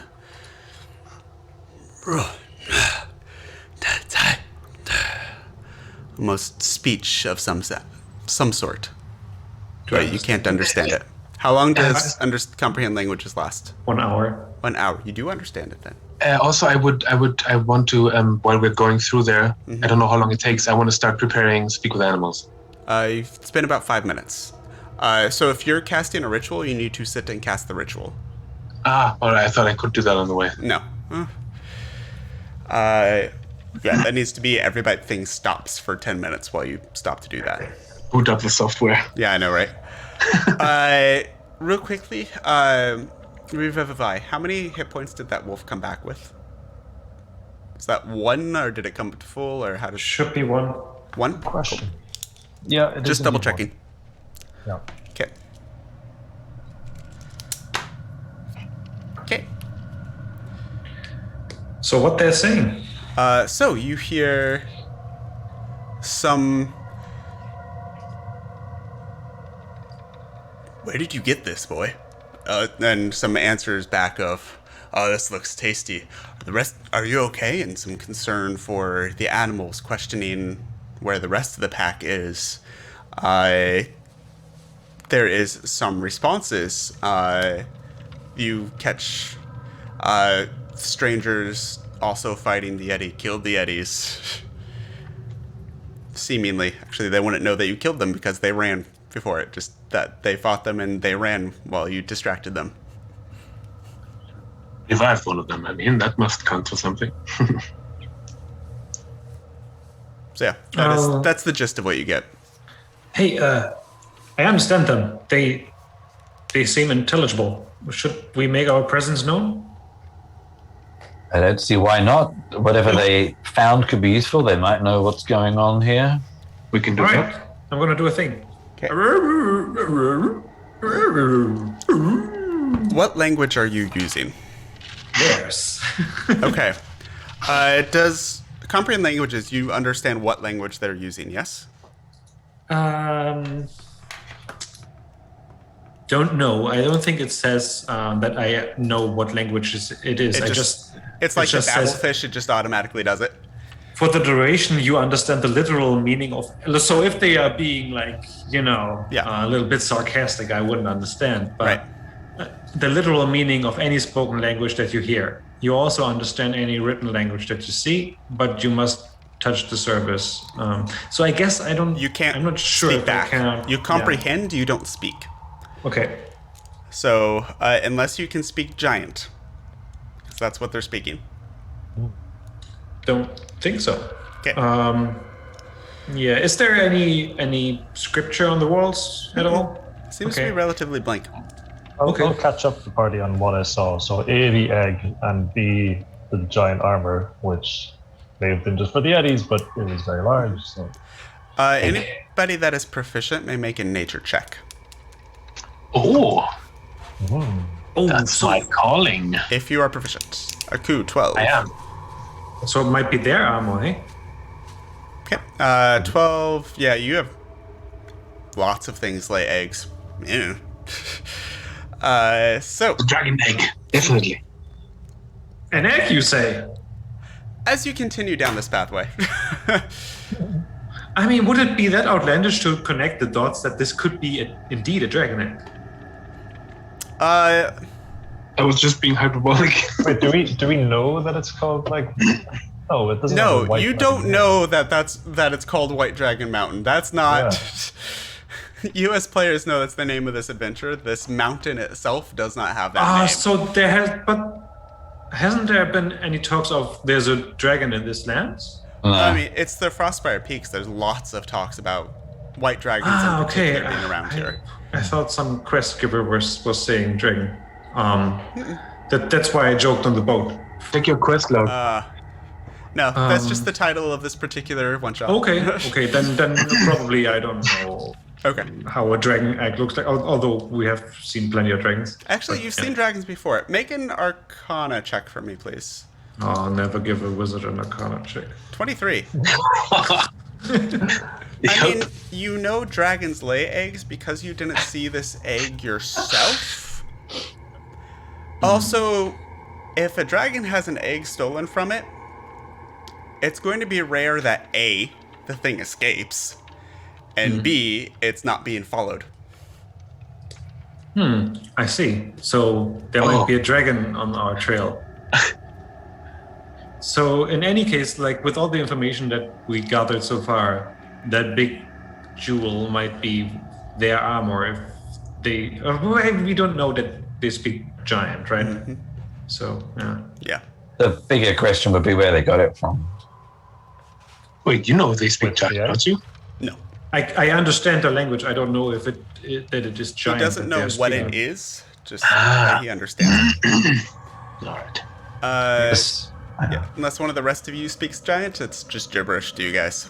Yeah, I can speak Draconic. No. That's it. I only understand Elvish and Sylvan Okay. and Common. So, as you make your way down this tunnel, it's about another 5 minutes after you hear this initial kind of rumbling and echo sounds coming up. And you find yourself, if you could put your tokens at the very southern part of this chamber, please. The first 2 rows there.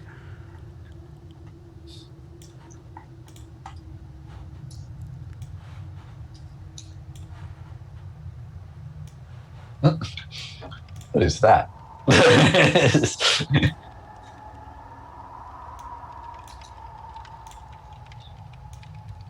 see here, we had 3 wolves make it back, I believe. 4, because one of them was revived.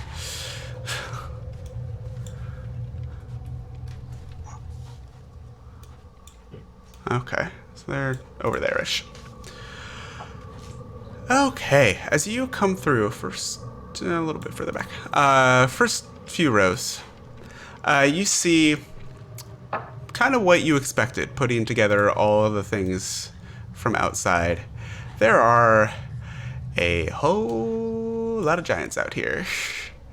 There's 4 of them sitting around what seems to be not a campfire, but just almost like this pit where you see shells and tools and other things and these huge rocks that they seem to be using as stools. You see one that is kind of moving towards the wolves and moving to take care of them. Of all the giants here, 2 of them seem slightly larger than the others and a little bit more armored and decorated. You also see in the middle of this a large statue of a dragon that seems to be facing towards the west. And as you come through this entrance, the one that was moving towards the wolves, the rest of you don't hear anything besides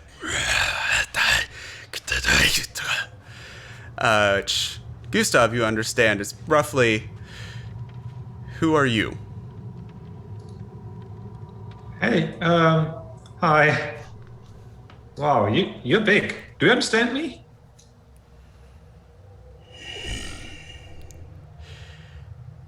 Speak our tongue.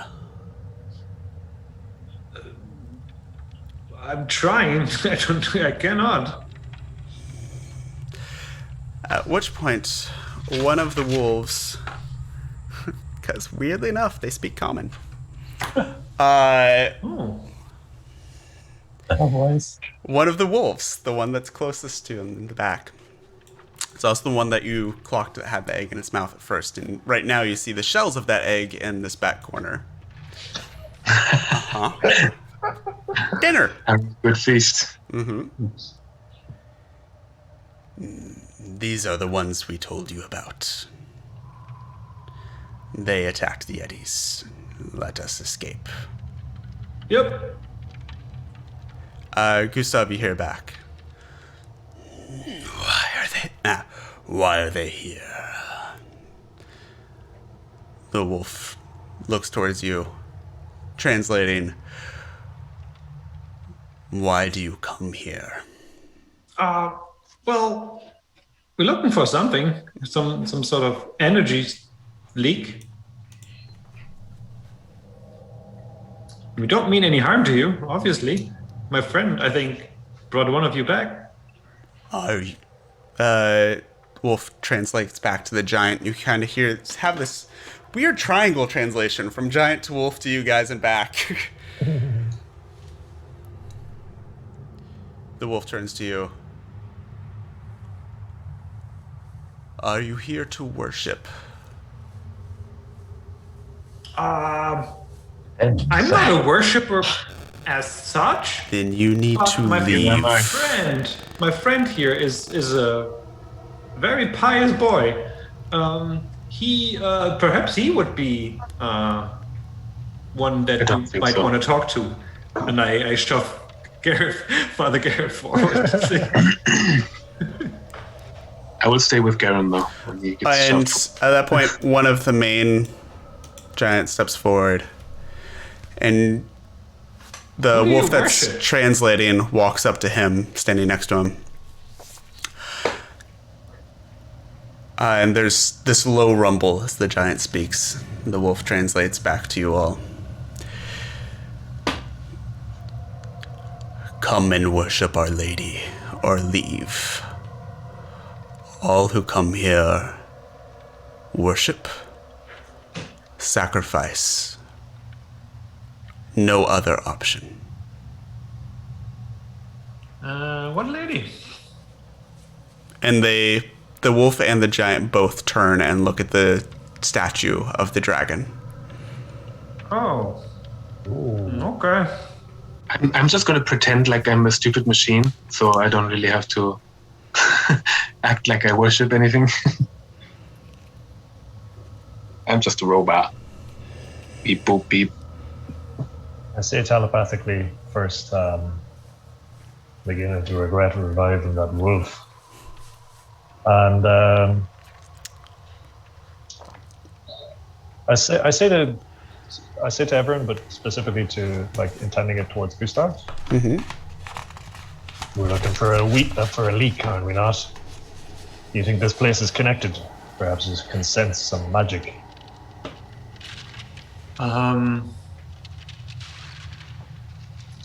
I want to do a thing. Mm-hmm. What would you like to do? I need to look it up first, see what it entails. Okay. So, if there is a chance that that they don't see me casting any sort of magic at any point, I'd like to cast truth seeing. I mean, you can do... if it involves vocal or somatic, I will need a sleight of hand check.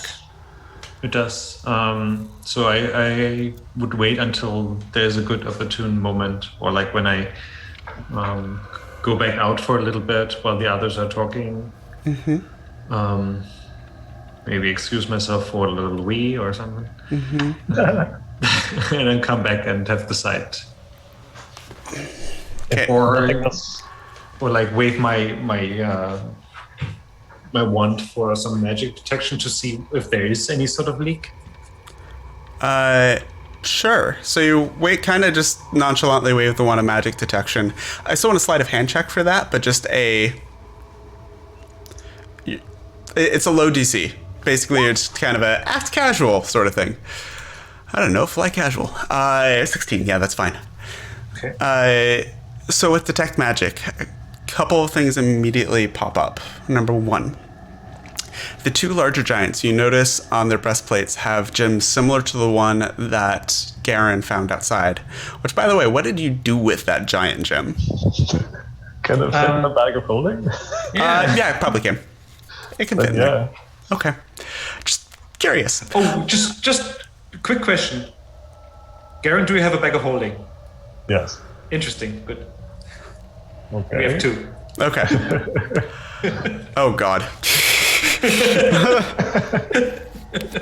We almost had 3. Anyways, so as you look around, the two larger fine. ones, the two larger ones have large gems, different colors. One of them is yellow, one of them is blue, whereas the one that he had was red. Both of them are lighting up as having magic of some sort. There's also a small glow coming from the base of the statue. Beyond that, What kind of glow? it would be the one that does locks, abjuration. Okay. Then from this back corner, where kind of the bedding area is, you can't tell what it is, and it's a little obscured, but you know that there's some magical stuff among the knickknacks, trinkets, and other things that are over there. Oh, okay. I see. There's also a door to the west side here that pings a little bit of abjuration as well.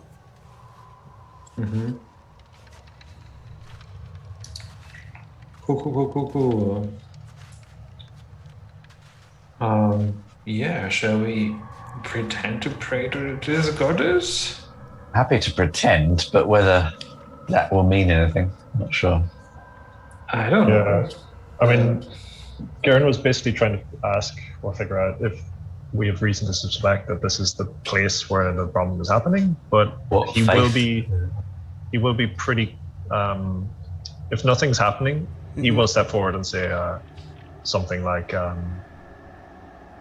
don't know, something a little bit ambiguous. I will look upon this tribute to whoever you worship. Shall we all perhaps gather around the statue of the lady together and pray? We're not awfully familiar in the rituals to talk to her. Maybe you can show us all. I don't know. Do you have like a usual time when you do this? And you know, I'm trying to basically gauge how they usually do this and what happens when they do. What do you bring to offer?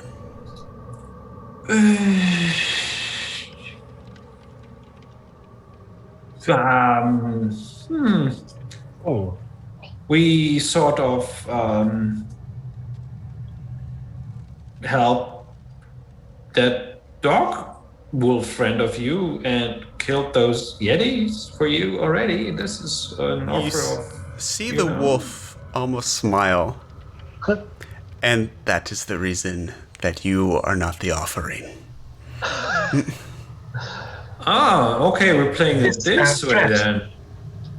then Garen brings, or like, I don't know, can you show something inside the bag of holding? But like references the gem and says, you can reference it, but you either pull it out or you don't. Right.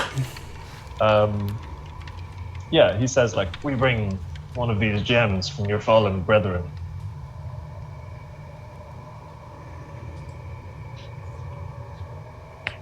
There's just a slight nod from the head giant.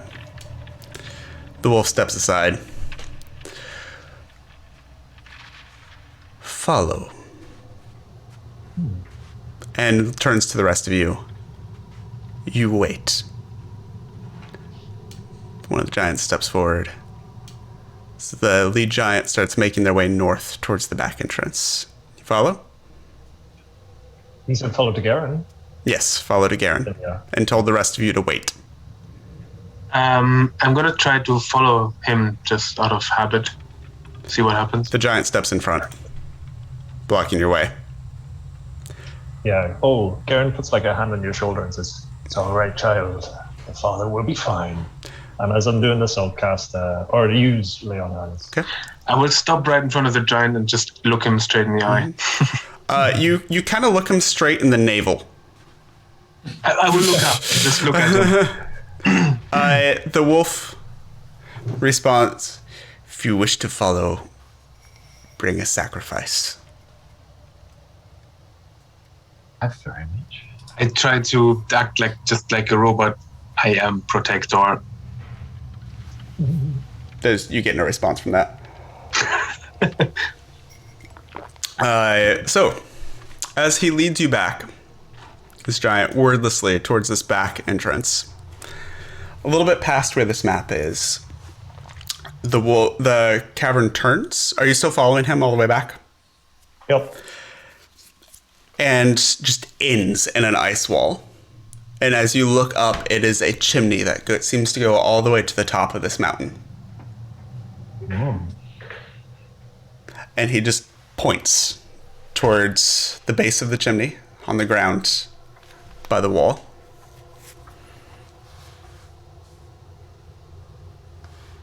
What's the range of the mental communication? Good question. It's irrelevant. It's Really long. really, really long. Yeah. All right. I tell Garon to let us know if something bad happens and he needs help.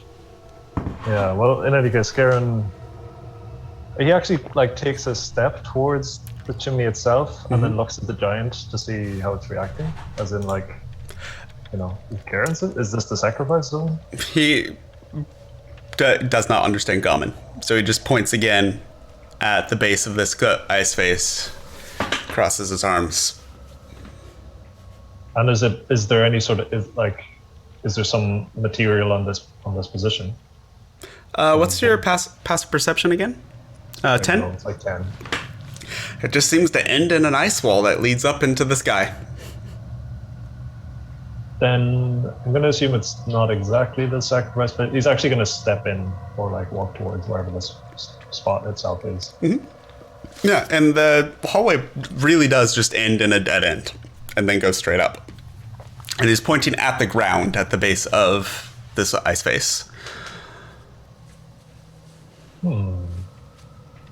Okay, he was kind of expecting something to happen.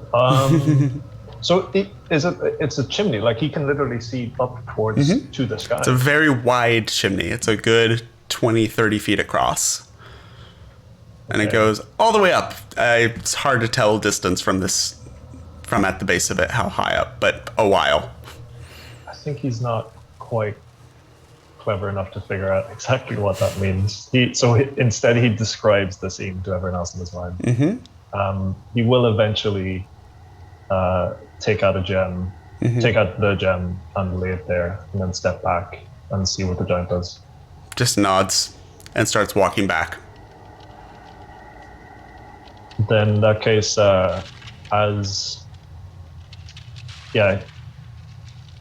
he'll follow, and if nothing's happening throughout all this time, then he might want to do something once we reach the statue. He actually leads you to the statue. And almost kneels down on one side, points to another side.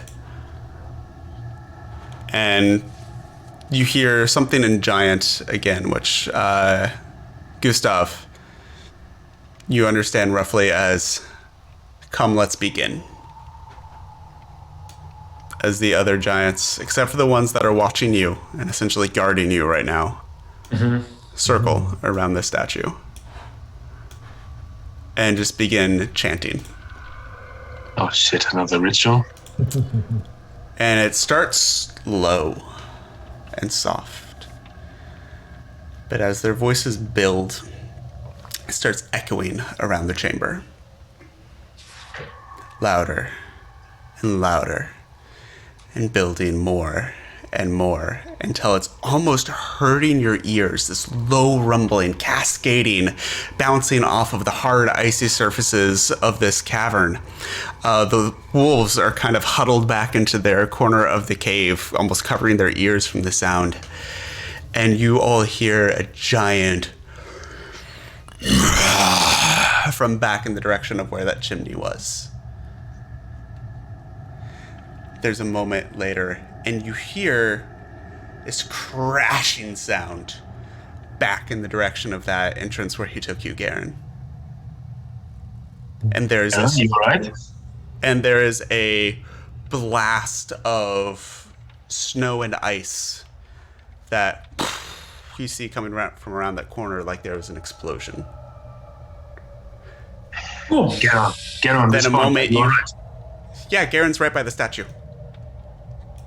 Oh, I thought he was back there. No. No, He's right yeah. there. I left the gem there. Yeah, he left the Gem gem is the there. sacrifice. Okay, sorry. Jim I was the missed- sacrifice, not him. And Yeah, then, that's what I was worried about. no. I would not be just narrating through all of this if no one. And one of you my. dies. Anyways, and Yeah. so you see this blast, like there was a detonation in an ice wall as there's.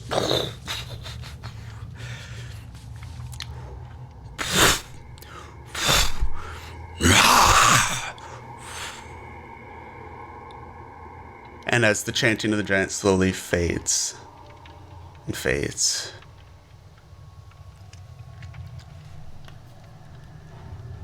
the head giant steps up again next to the wolf, kind of gently guiding you but not shoving you. Kind of guides Garen back as well. Do you resist at all? Okay, well, first up, this something landed in the chimney area. Did it fly back off again? It sounded like it might have. Like As it soon as took like, whatever was there and then. on the moment, whenever it landed, Garen would want to cast Hunter's Mark. Do you need to see your target for that? I think I do. Let Okay. me just check that. It's 90 feet. Choose a creature you can see within range. It's out of sight. Okay, it is out of sight. Clever though, I like it. Then as like he's being prompted to step back towards the group, he looks towards the group to whoever he can see and looks at the statue beside him. It's the statue of this great dragon, right? Yeah. He like puts his hand towards his side and doesn't immediately follow the giant and waits the slightest of moments to see if the party says anything. He won't step forward without you. He's not shoving you, but he's clearly like, okay, we're done now. I just give the slightest moment of like nod or like look towards the party to see if they say or do anything, but only just a short moment. You can talk to us, right? You know that. Yeah, I know. But Not a full conversation. This is a moment, but yeah, you can. What do we want to do? I can make them all go away if you want. I can try. I mean, I can also make them go away, if you know what I mean. No. Not everything is a fight. I can just merely suggest it, you know. Slightly think we've misunderstood the situation, but I don't really know what the situation is. So Yeah, me neither. I'm stumped. okay, so with no proper response from the party, he looks towards the party, then he looks back over towards the wolves, and with his hand like reaching towards his side, he eventually calls out, "You have felt the magic of the Lord. This is a heathen god. he pulls out his sword and tries to smash the Oh, statue. wow. At the statue. Oh boy. Okay, make an attack roll for me. Yeah. Can I react? Nope. I should have said something. I'll use want like to ready Oh boy, this will I'll be also interesting. use like thunderous fucking strike or smite. Okay. It doesn't actually do anything different, but yeah. Yeah. So make an attack roll first. It's not so much can you hit a statue, it's hitting it with enough force to damage it. Yeah. Let's see. Oh, Lord of mercy. The Lord may not have mercy. Lord have mercy. You're gonna need it. 19, yeah, that'll hit. Roll damage for it. Okay, well, there's the 13 damage. Okay, and you said the thunder. Am I rolling Smite twice for like an attack? No, it's just the one hit. Okay. Yeah, Thunderous Smite is going to be 2d6. And normally it like blasts back the enemy a number of feet, but it's not. So 18 damage plus Thundering Smite. Okay. As you yell this, the giants kind of look at you. They don't understand common.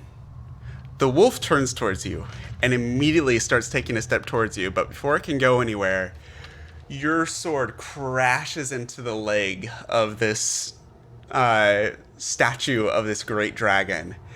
And as you pump this radiant energy through it, the leg itself blows back and shatters. Actually, that giant there fails a dex save and is going to take a bit of damage as he's hailed. Not much, just like a d6. Shit. Jesus. Yeah.